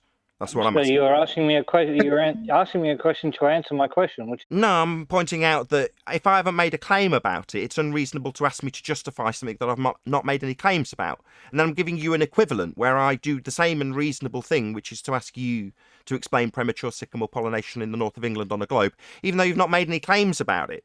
Right? So it's unreasonable to me to just demand you start answering that question in the same way it's unreasonable that you ask us to justify something on a flat earth when I've not made any claims about it. That's my point. But you just want to see it as, I actually want an answer to that question. No, I don't actually want a question answered. I'm using it as a comparison to the unreasonable question you're asking us, given we've made no claims about it. it's not an unreasonable question. It's a simple question of please. Yeah, you keep telling me how simple the question is rather than addressing my objection to the question. You just keep telling me it's a simple question and demanding I answer it rather than addressing my response to your question and my equivalence to your question. My objections to your question are all ignored in favour of you just repeating it and telling me I'm not answering. Yeah, I know. Either recognize Nathan's point or tell him how sycamore pollination works on the globe. Okay? You haven't explained my original. Yeah, you keep telling me that your original question's not been answered. In other words, ignore my objection, ignore my rebuttal, ignore my response, ignore my comparison, ignore all of it, and just repeat that I'm not answering your question. Yeah, we heard that the second time. Yeah, I heard. Well, you haven't answered my... Yeah, keep repeating it like a babbling, chanting fundy. Keep chanting that I haven't answered your question. That's totally unreasonable based on the fact I've not made any claims about this. And unless you're making a claim about it, which is to say that if I beg the question of antipodal star rotation on a sphere, this will prove a sphere, when I assume that south is antipodal to north. Yeah, that's what you'll need to do to make this work as a globe proof. But you're not doing that. You're just demanding I claim something about it because you have a claim about it with an assumption of antipodal star rotation. So you're going to reverse that burden of proof, talk through every word of me, and assume that you can just keep chanting that I haven't answered your question, ignoring every response to it. You're a chanting fundy. Never said... Yeah, he's just chanting through every word of it now. He's just talking Where's non-stop. the proof of antipodal stars? Yeah, that's what I was going to say. On the question that he's asked has the claim within it. He's kind of disguised it, but the claim is within the ball. I've never. See, he's just talking through you, Adam. What's now happening is when he detects that you're going to rip apart his argument, he starts talking through you. He's a coward, so he's got to obfuscate the response from everybody. Repeat it when I talk through it, but he's not going to do that with Adam. You're not going to get away with it, mate. No, stop. What's your problem? So the point I never said anything. See, even after I go to lengths to explain that you're not going to get to talk to Adam, he's going to do it anyway. He knows his globe's going to die. So you've got to battle through that, right? And if battling through it means talking through it, you're going to do that, right? Yeah, I'm going to kick you out. Last chance to shut up. Last chance. Simple question. Last chance to shut up. It's a simple question. I'm going to kick you out. Right, hang on. Don't kick him out, Nathan. It's a simple straw man. That's what it is. I'll hand to you, Tony. It's don't worry. I'll get interrupted though, Adam. Hold on. Before you start, the moment you start explaining it, he'll start talking to you. Go ahead, Adam. Adam. So the point is the claim is in the question, and it's the thing that Tony's been waiting for 3 years, which I'm sure he'll address. But the claim is that they claim that there is a match that would suit the ball Earth. Everybody sticking south.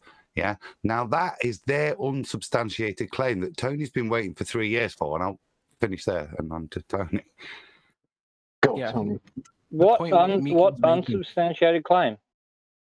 Antipodal. unsubstantiated I've never claim is that you claimed can look anything. south. I'm simply asking a question. Yeah. So what he's done is cleverly reversed the burden of proof, and now he's reiterating that he's not asking anything. Yeah, for this to be a globe proof, it's based on an assumption of antipodal star observations, but you're reversing that burden by demanding that we justify the claim that we're not making either. So have we made this claim? No, I've pointed that out about 4 times. You ignore it and just demand that I haven't answered your question. You ignore me. You're a bunch of cowards. You are changing this left, right, and center. I've asked The a answer simple is question. it doesn't. There is no such thing to Back work. off your mic. Let me deal with this, please. Get him, man. Please, let me deal with this. What's your name in chat, please? What am I talking to? Man, generally shady. Generally shady, right. So the claim is, your position is that you believe that you can look south in the bottom 3 continents and you can see the same star rotations when you do so, correct? Yes. Right, and you're asking for a rebuttal to that. The rebuttal is as follows. Now listen carefully. Prove that you're looking in the same direction as each other when you're looking south first, because if you're not, it isn't a ball. Do you understand? All right. Well, we're looking south via a magnetic compass. We're all looking south. Oh, right. So when you say you're looking south via a magnetic compass, do you want to walk me through that? Just take me through step by step. How did you get to establish that you were looking south and you're all looking in the same direction as each other? So talk me through the compass. Okay. So if we're all standing in different countries, as we've seen, right? As I said, right? And we're all looking towards the south. I mean, we all know how the sun moves, how this moves, how that moves. We're looking south, correct? You understand that? South. No? How did you get south? Well, either through a magnetic compass or by Talk me through that. even just the sun moving across the sky. We all know we're looking south. So let's just say, talk me through that bit. Let's just say you're in Perth, for example, right? Or Canberra, whichever. It doesn't matter which. Just pick whatever city you're in Australia, right? So you're in one of those cities. You get say one in Tasmania, one in South Africa, and one in South America at the lowest. Right. Let's just deal with you first. Can we deal with just you so it relates to you? Okay. So I'm assuming you're in Tasmania, right? I came from Melbourne, so close enough to Tasmania. Wanker, it doesn't give a fuck about your life history. Yeah, hey, Tosspot. Yeah, he doesn't give a shit. He just wants you to say, yeah, I'm in Tasmania for this example, and I'm looking south, and he wants to establish how you've got that. Right, just please. So we're going to go with you're in Tasmania, okay? So you've got your compass in your hand, and you're going to hold it flat, level, right? And then it's going to point in a direction, and that's usually going to be north. It could be south if you've got an upside-down compass, but we're going to... are we okay with saying that your compass is going to point north? The compasses do change for northern, southern, and northern hemispheres. Yeah? What do you mean, hemisphere? There is a difference between the compasses and the way they're aligned. Sorry, hemisphere? We're automatically assuming we're on a sphere? Why would you beg the question? Have you ever fucking walked Sorry, you're going to swear at me? I've just pointed out that you've used a logical fallacy. You're assuming your outcome. You're saying that you're at the bottom of a hemisphere, so we're hanging off the bottom antipodal. You're the entire making a red fucking herring planet as big as works like a off cathedral. hemispheres. For fuck's Okay. sake. Now let me talk to on my own That's fucking okay. side. For fuck's sake.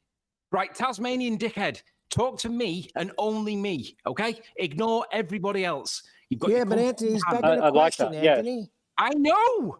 For fuck's sake! Yeah, but you always enable them, so Guys, fine. what the hell, man? Just let him go. The fuck?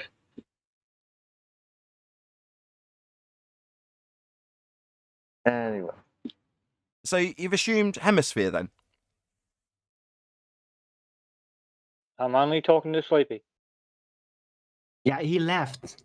So you've begged the question of Oh hemispheres God, then? he just asked me to only talk to him. And I, So maybe you can ignore my demolishment Why of did your he globe leave? religion, right? Ignore it.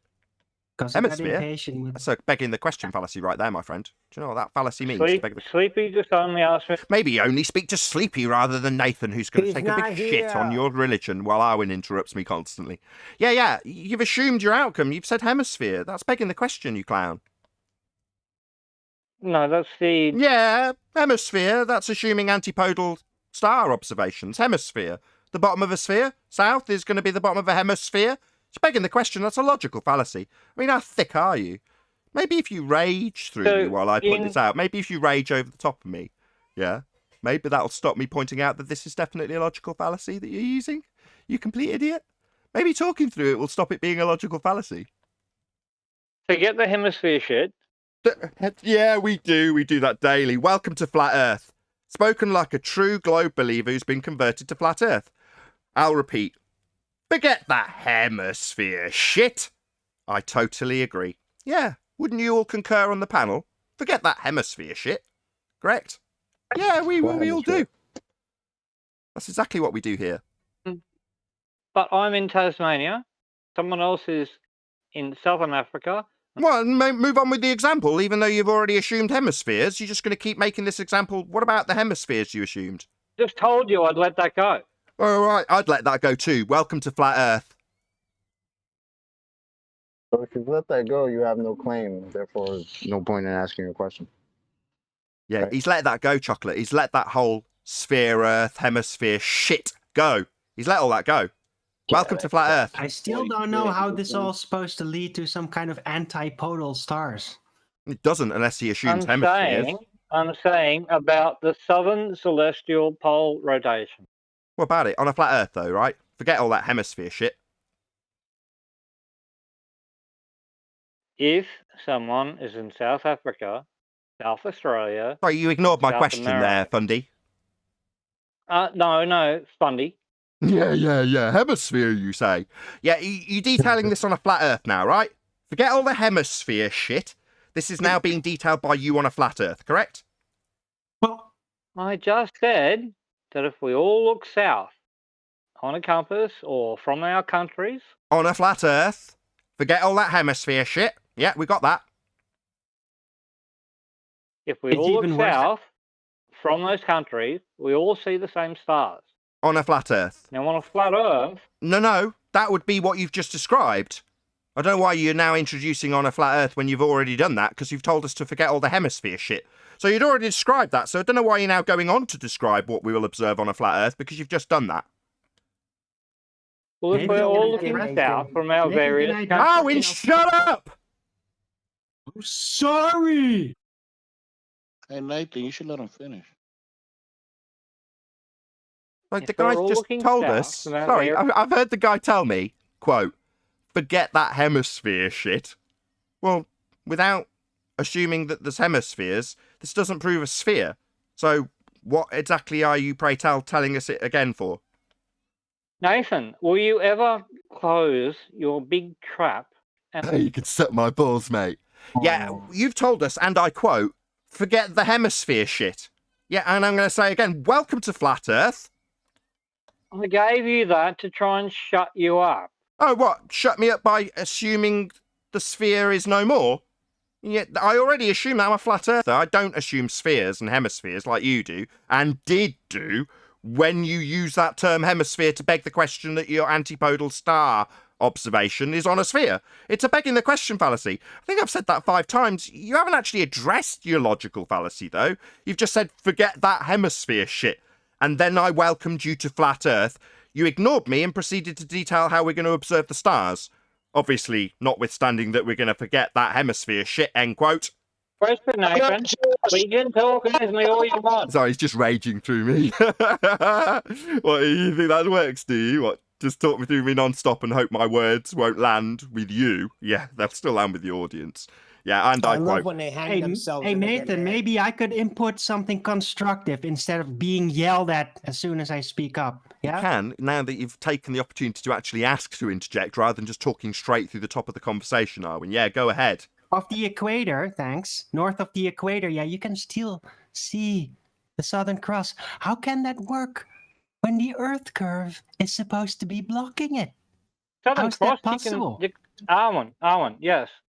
You can see the Southern Yeah, Cross, yeah, but yeah. the Southern Cross isn't the central point of the southern celestial pole. And it is not. who cares? What?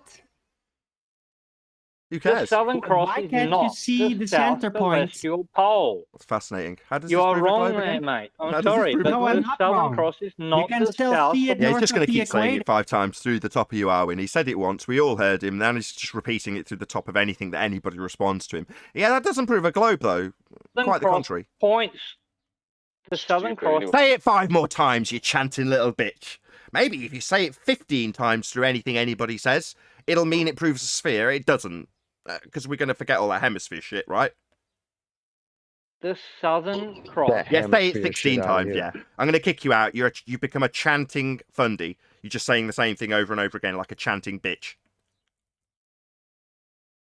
So you hung yourself when you said forget the sphere. I'm from the south. Can I ask something here to this guy? Because I think that's why Sleepy was going with this. I think Sleeping Warrior all know was where he was trying going to with it. establish. Okay, yeah, maybe that's my assumption. Sorry, guys, but I want to know. I guess when was this established that everybody looking south will see the same thing? And mind you, his initial claim was that everybody looks south at the same time. How is that even possible on their model anyway? Because the sun moves. I have family in Australia, and Yeah, they you guys. communicate with me. I'm in South Africa. No, It's don't do that with our model. That was no, don't do that with our model. hey, Everybody. Shut sorry, up. I was What do you busy want in a now? sentence here. Dude, I have family in Australia. I know when it's dark there, it's light here. I don't see any stars in South Africa. So I don't it's think light. it is the Obviously, same it's thing. daytime. And that's a fair call. But what I'm saying is, overnight, as we go into day and night, if we all look south, we see the same constellation. yeah, even north You of the can't see them. equator. That's right. How's Obviously, that there's day and possible? night here involved. Yeah, and you still Obviously, see there's day and night that involved. constellation north of the equator. How is that possible when it's supposed to be the celestial Can we south stop point? looking up in the air to determine where we live on Earth, please? Arwen, you are wrong. The Southern Cross is Wrong? not the center of the southern celestial pole. We didn't It say it actually was. has a pointer that points to the southern celestial pole. Yeah, It is and that not point is the still southern celestial pole. visible north of the equator. Arwen, The can you back off curve your is mic? not How blocking far? it. By It should. how far? Right, Arwen, you're eating your mic? Oh, sorry. Please, by how far? Well, you got Not very declination. far. Sorry, you got magnetic declination. There you go. Just shit all over your argument. Bye-bye. You can be a You got declination. later and You got see declination. Ignore me. not a problem. Ignore me. You got declination that you account for, so you change your position based on a declination value that you have to look up. You can be. So you're not all looking at the same south. You've accounted for declination. You're wrong. Shut up. Because the Southern Cross is. Sorry, you're just going to ignore me 16 times. Yeah, declination, mate. If you are 1 meter away from the equator, you can see all the constellations, and it's still you're above the equator, the northern hemisphere. He's Sorry, not wrong. we covered hemisphere, my friend. Hemisphere. Begging the question. Yeah, hello? Begging the North question. of the equator, whatever you want to call Begging it. the question. I'm not going to argue about that. Dude, begging the question. Hemisphere. Begging the No, question. I just want to hear you. Like seriously, I'm genuinely curious. How do you explain?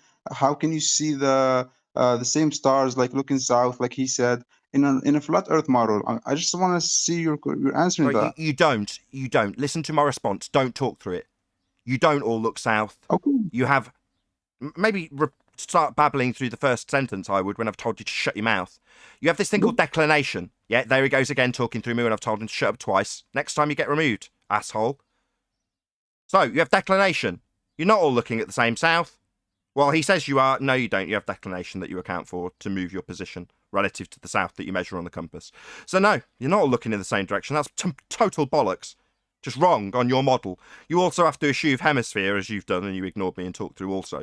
You immediately beg the question. Now you're going to talk through me again. I can see your little light flashing as you start taking a big breath to interrupt me. Yeah. No, you assumed hemisphere to make this example. You've also got declination. Okay? Clear? Bye-bye. Argument dead. Okay, can I speak now? So wrong. Declination. You were saying that we are not all looking south. Oh, right. So your argument falls to pieces then? No, how do you know that? Sorry, because you've got declination. I've just said about 6 times that you've got declination. That's how I know emphatically that you are not all looking at the same south. By how far? Sorry, so it's definitely not the same, and you're going to ask me how far it's not the fucking same, you stupid idiot? Yeah, that's where your argument dies. Now maybe ask me how much declination that shits all over your argument. You're claiming declination, but Sorry, there is declination. That is a fact. Is. That is a fact. You're not saying how far it is. Sorry, we're going to say how much declination. So there's definitely declination shitting on your assertion that we're all looking at the same south when in these positions. Yeah, we're not. Yes. Yeah, we're not. Otherwise, they wouldn't have declination. How far is it, mate? So we're going to ask how far again, rather than conceding that this ruins your point? Yes, we know. You're just going to ask me about how much declination. Yeah. Yeah, so there's definitely going to be declination. How much is irrelevant, because they're not all looking in the same direction. To make your point, when you assume hemispheres, makes sense. Then? Say how far. Again, ask me how much declination again. Go on. What's the difference in declination, Nathan? So there is declination then? I just said... Yeah, that'll be a short pause while you figure out how to work out a solution to this little problem that shits all over your assertion that they're all looking in the same direction. They're not. They account for declination. Maybe we should argue about how much declination they're not all looking in the same direction with. Maybe we should argue about that, even though I've already put your argument to bed. It's dead. It's died. That's the end. Bye-bye. Goodbye. So long. Farewell. Nice hearing your argument, but it's dead now. The difference in declination. Yeah, there's declination. Yeah, that's where your argument died. That's right. There's declination. Not all looking in the same way. You can't rely on your south being south because it's not. They're accounting for declination now, aren't they? Hey, can I What is the difference, Nathan? Yeah. Wait, what, in declination? Destroys your argument, right? You've just destroyed your argument, asking me how much they're not looking in the same south. So how much aren't they looking at the same south, you ask? Oh, well, they should all be looking at the same south, shouldn't they? How much aren't they looking at the same south? Isn't your argument that they are all looking at the same south? Maybe ask me how much they're not looking at the south you say they're all looking at the same one of. Ask me how much they're not looking at your argument falling down the toilet. From the end. Maybe rage through after a few short pauses where you try and work out how you're going to get around this little problem. Your argument being they're all looking at the same south, me saying no, there's declination, and then you asking, well, how much aren't they all looking at the same south as a rebuttal? Well, answer it, mate. Maybe I should answer how much they're not looking at the same south to destroy your argument. Well, any amount that's not looking at the same south destroys your argument, mate. If you can't answer it, Nate. I can. Any amount destroys your argument completely. Dude, you realize the fact that there is declination destroys your argument by itself. You asking how much of that declination exists just is you snatching your own wig off. Do you get that? That's Can we like get Nathan to asking a answer the question? Hello? How much aren't they all looking at the same south? The question, Nathan. Yeah, you asked me how much they're not looking at the same south. Isn't your argument that they're all looking at the same south, though? You're hiding from the question. I see. I'm really actually hiding. Shall I put myself on camera to show with a big smile how much the declination, the amount that you move off the same south that you're claiming they're all looking at, how much that shits on your argument? Maybe I'm hiding from that. No, definitely not. Either A, answer how much the difference is, or... What, the difference from how much they're not looking at the same south? Given the fucking location, you idiot. The difference. That's where me bitches. Oh yeah, get really cross with me. Destroys his argument. Yeah. Ask me again to tell you how much declination shits on your argument. They're all looking at the same south. Ask me again. Maybe you'll get really angry with me and swear at me. That would be a good answer if you just said, I don't know exactly, but there is declination. Oh, there is declination, and therefore they're not looking at the same south, then, are they? So that kind of shits on your argument that they're all looking at the same south if there is declination. Maybe we should focus on how much it shits on your argument. You don't know how much it is. I don't know. So we're going to focus on me not knowing how much declination shits on your assertion that they're all looking in the same direction. Oh, they're not. Now, Now you're going to talk through that repetition of the demolishment of your argument a few times. Maybe it won't be heard. Maybe you can just ask me again how much declination shits on your assertion that they're all looking in the same direction, when clearly, if there's declination, they're not. The location. You need a location to answer the question from. So you're just saying how much declination. You're going to fucking need a location, you idiot. So no, you fucktard. Yeah, these guys are getting really angry. Notice how the flat earthers are laughing at you, crazy idiots. Arguing about how much they're not looking in the same southward direction, right? Maybe swear at each other a bit more. It's really He's amusing. claiming declination, but he can't answer how much. So we've got some declination then. So when you say they're all looking at the same south, we're now going to work out how much they're not looking at the same south, right? You're claiming that there's declination. How much? Sorry, I'm claiming that you can all look in the same southward direction. No. I think this is actually your claim that they're all looking at the same southward direction. And now you're claiming that I'm claiming there's declination, which there definitely is, but the declination itself would be them not looking in the same southward direction, which craps on your argument. I mean, it really does leave a steaming pile on top of it. How much declination is? What? How much craps on your argument that they're all looking in the same south when there's declination? Oh, quite a lot. Answer. Yep. Quite a lot of crapping on your argument. Yeah, quite a lot. The turd, Nathan. Do you think that somehow this is like a win for you? I don't get what your angle is. The whole fact that there's declination destroys your argument, but you're asking how much is your argument being destroyed right now? Like, I don't get it. Yeah, I was going to say, that's exactly what it is. It's just like being told, "Hey, black swan," and then complaining, "Oh, so you calculate for me how much Earth curvature is missing." See? It's like, yeah, it's missing. That's right. So you're asking me how much is missing? Well, there should be none missing, right? That's what he's doing now. No, and they're snatching their own wig off and then arguing about the speed and rate that they snatch their wig off. If it matters. I like it. Perfect. Yeah, that's exactly what it is. Yeah, he's raging through the top of every word of this. Not listening to any of it. They've completely gone into triggered fundamental mode. He's not going to answer it. He's refusing to answer the question of how much. He made a claim that there's declination, and he is refusing to answer how much declination there is. How much off south we're not looking, right? How much, right? Yeah, how much off south we're not all looking. So each of these locations aren't looking in the same direction then.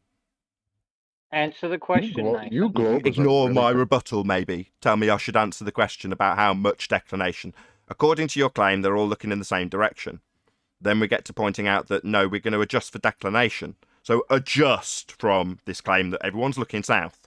No, they're not. We're adjusting for declination. This shits on your claim that they're all looking south when you assume they're on the bottom of a hemisphere antipodal. It craps all over that. But you're just going to keep telling me I don't know how much we're off not looking at the same direction. Yeah, as soon as we're not looking all south, your claim that we all look south gets crapped on. But you're going to ignore that and just seem to think that you're going to take a win by telling my audience that I don't know how much declination. It's irrelevant. Any means your argument fails. Oh, is it irrelevant, is it? Yeah, how much is how much your argument fails. So the quantity of how much your argument fails is irrelevant, absolutely. But you failed to answer the question, son. The question of how much your argument fails. Do you need how much your argument fails in a number ascribed to the declination from a particular position in Tasmania? Well, if there's declination, everyone's not looking south, so that's the end of your argument. Maybe focus on the fact that I don't know how much declination you'd apply in Tasmania, because that's really the point, isn't it? This is what declination in Tasmania debate, rather than what does a fundy do when he says everyone's looking south and you point out that you've got declination, therefore they're adjusting, not looking in the same direction, even if he assumes antipodal hemispheres. Yeah, it's really about my knowledge of Tasmanian declination, this debate, really, isn't it? You made a claim. Yeah, they do have declination, right? People have declination. Declination is a thing. I'm not just making that up. No, declination is a thing. And it's also where your argument dies, given that you've claimed everyone's looking in the same direction, but declination is very specifically them moving their position off what they look at in terms of their magnetic position, though, isn't it? So if they're not looking all in the same magnetic position, the thing you originally said was what they claimed to all be looking the same way with, and they're adjusting it, they're not looking the same way. I mean, knowing the value for how much they're not now looking the same way is irrelevant. It's just where your argument dies. Nathan, I can just add a bit of clarity to this. If we're talking Tasmania, Launceston, then the amount you shit on his argument is by 14 degrees. 14 degrees of not looking all south. Yeah. there you go. Now I'd like to know, given we've definitely answered your 14 degrees of not looking in the same direction, shitting all over your argument to the degree of 14 degrees. Now that your argument's been shit on to 14 degrees, how salty are my balls? Somebody had the white knight. When was this done anyway? I hate this. When was this done anyway? You claiming if or everybody's looking south, you don't even know the declination. When was this done? Stop. Sorry, they're not looking all south. There's 14 degrees of declination in Tasmania. It's 14 degrees of not looking in the same direction, his claim. Of course, he has to assume antipodal positioning when he looks at these stars and makes adjustments for how much he's not looking in the same direction as someone else with a compass. Of course, that's where an argument really has died like half a dozen to a dozen times. Degrees, considering you're looking at a 300-degree flat Earth. Oh, thank you. Welcome to Flat Earth. So it's flat? So we're flat Thanks, then. man. Well, that's good to know. Yeah, we already welcomed you earlier to Flat Earth. What with us forgetting about this hemisphere shit. No scientific information whatsoever. You Man, can't even man, it's not only Nathan, you're a fucking idiot. It's not Nathan, we are all someone else listening. had to look that up for you on we Google. are all listening your bullshit, yeah? It's funny, man. Listen this. That's what you are saying. Can you repeat that word what Nathan doesn't know? The amount What of he doesn't know. declination. Okay, amount of declination. If amount of declination, then globe. You convinced me very well. 14 degrees. 14 degrees. Shut the fuck up, dickhead. Shut the fuck up, dickhead. Yeah, get angry with him. Tell him to shut up. Tell the flat earther who's basically laughing at you because 14 degrees of how much your argument fails. Yeah, you want to start swearing at him and telling him off. Well, you're really angry about how badly your globe's died. Yeah, we know. I've just looked up Cape Town, Nathan. Are you ready for this one? Yeah, go on. Shit's on the argument by 25 degrees. Wow! 25 degrees in Cape Town. Dude, 25 degrees in Cape Town. Hold on, dude, man, you're so triggered. Man, this is what happens, Globe Believers. Pain. When you come here, pain, right? Triggered like this guy. 14 degrees. Yeah, he just needs to chant through me, right? Pain, that's what he's experiencing. That's why he's going 14 degrees. What was it in Cape Town? 24 degrees. 25.36. Over 25 degrees of not looking in the same direction from Cape Town. Wow. You're going to address that? They're not looking in the same direction, mate. 25 degrees of declination. You couldn't even answer that question in the first. You could definitely ignore that, couldn't you? You could definitely ignore how much they're not looking in the same direction from Cape Town, couldn't you? You could ignore that really easily. Maybe chant through me a few times. Maybe chant indefinitely. You had to wait until someone else Googled it for you, son. Out of his mind. Sorry, so my answer to how much your argument fails was solved with a quick Google search. Maybe we should focus on that indefinitely rather than the over 25 degrees from Cape Town that they're not looking in the same direction when you assume antipodal positioning and looking at stars. Maybe we should focus on how long it took Adam, who's not running a show, to Google it. Yeah, I haven't got a computer in front of me to Google it on. Literally, I haven't. 8 degrees in other places, son. That's fascinating. Buenos Aires, minus 9.3 degrees. Just want to show him, just for the audience's benefit. I don't actually have a computer in front of me. Oh, it's just me smiling. So we're down to 9.8 degrees now, Nathan. Can you Google it? Where is geometrical horizon, man? Try it. Yeah. We're down to 9.8 degrees now, Nathan. Can you Google it? 9.8 degrees is the wiki. Yeah, just constant ramble, man. Can't even hear anything through that. Sound Any like last a word from G? Great Fundy, son. Fuck out of here with that bullshit. Well, that's the sentiment from Chocolate. Adam, can you give us a summary, though? Yeah, so having looked at those three things, they've all got different degrees of what is south based on your compass. But all of them, you just pull your compass out and line it up, apparently. But actually, look at the complexness of what you'd be trying to align there. This one's at -9. This one's Buenos Aires at that. Cape Town's at -25. And the other one's at -15. Just look at those numbers. They're not all out by 0.4 or 0.5 or 1 or 5, as it might be implied. They're out by massive, massive amounts. And the variance in them is enormous as well. There's more variance in Cape Town and Tasmania than there is in between just those two outside of their skew than there is in the total variance in Buenos Aires. It's completely impossible to draw any inference from saying, look, they're all south from my position. That is so weird. Is there like a Euclidean angular relation established in an exact setting between these positions, or is it just how the celestials seem to be orientated? Well, the implication is they're not where they claim they are, isn't it? You have to adjust to try and readjust them back into the model. Well, yeah, and of course, according to the ball, it's all nonsense. But just like trying to test now the physical reality, like, has a Euclidean angular relation between these two locations also been established? Well, or is it just the celestials? Alan, you're the most original point, doesn't scientific it? illiterate person on the chat. Dude, I'm asking Adam, not you. Yeah, that absolutely goes back to the original point that once you've established all of that, there's still not the point that the ballers surreptitiously making their claim that this has been correlated and shown to be true. That's what Tony's still waiting for, is the ballers to provide any evidence of this presupposition that would validate it. That's still not there, and I wonder why. Oh. With that, I'm going to say a huge, massive, enormous thank you to both Discord, my camera's working now, Discord and G Plus panel for making today's after show possible. Of course, a massive thank you to all of you in either Nathan Oakley 1980 or Nathan Oakley premiering streams, for hopefully smashing the super chat, liking, commenting, sharing, subscribing, and joining as a Nathan Oakley 1980 channel member. Also, below this video, you can get £50 for swapping your UK electricity supplier to Octopus Energy. I've been Nathan Oakley, and I'll see you all in the next video.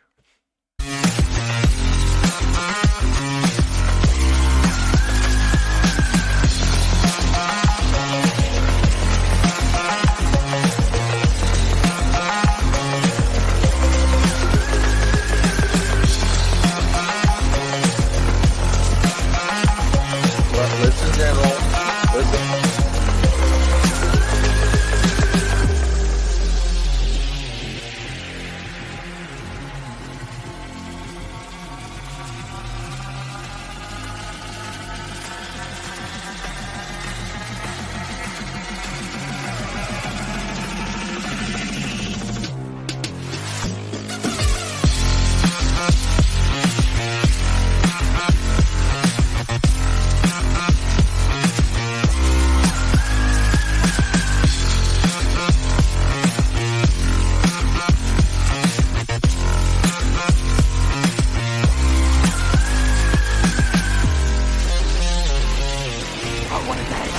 What a lovely day!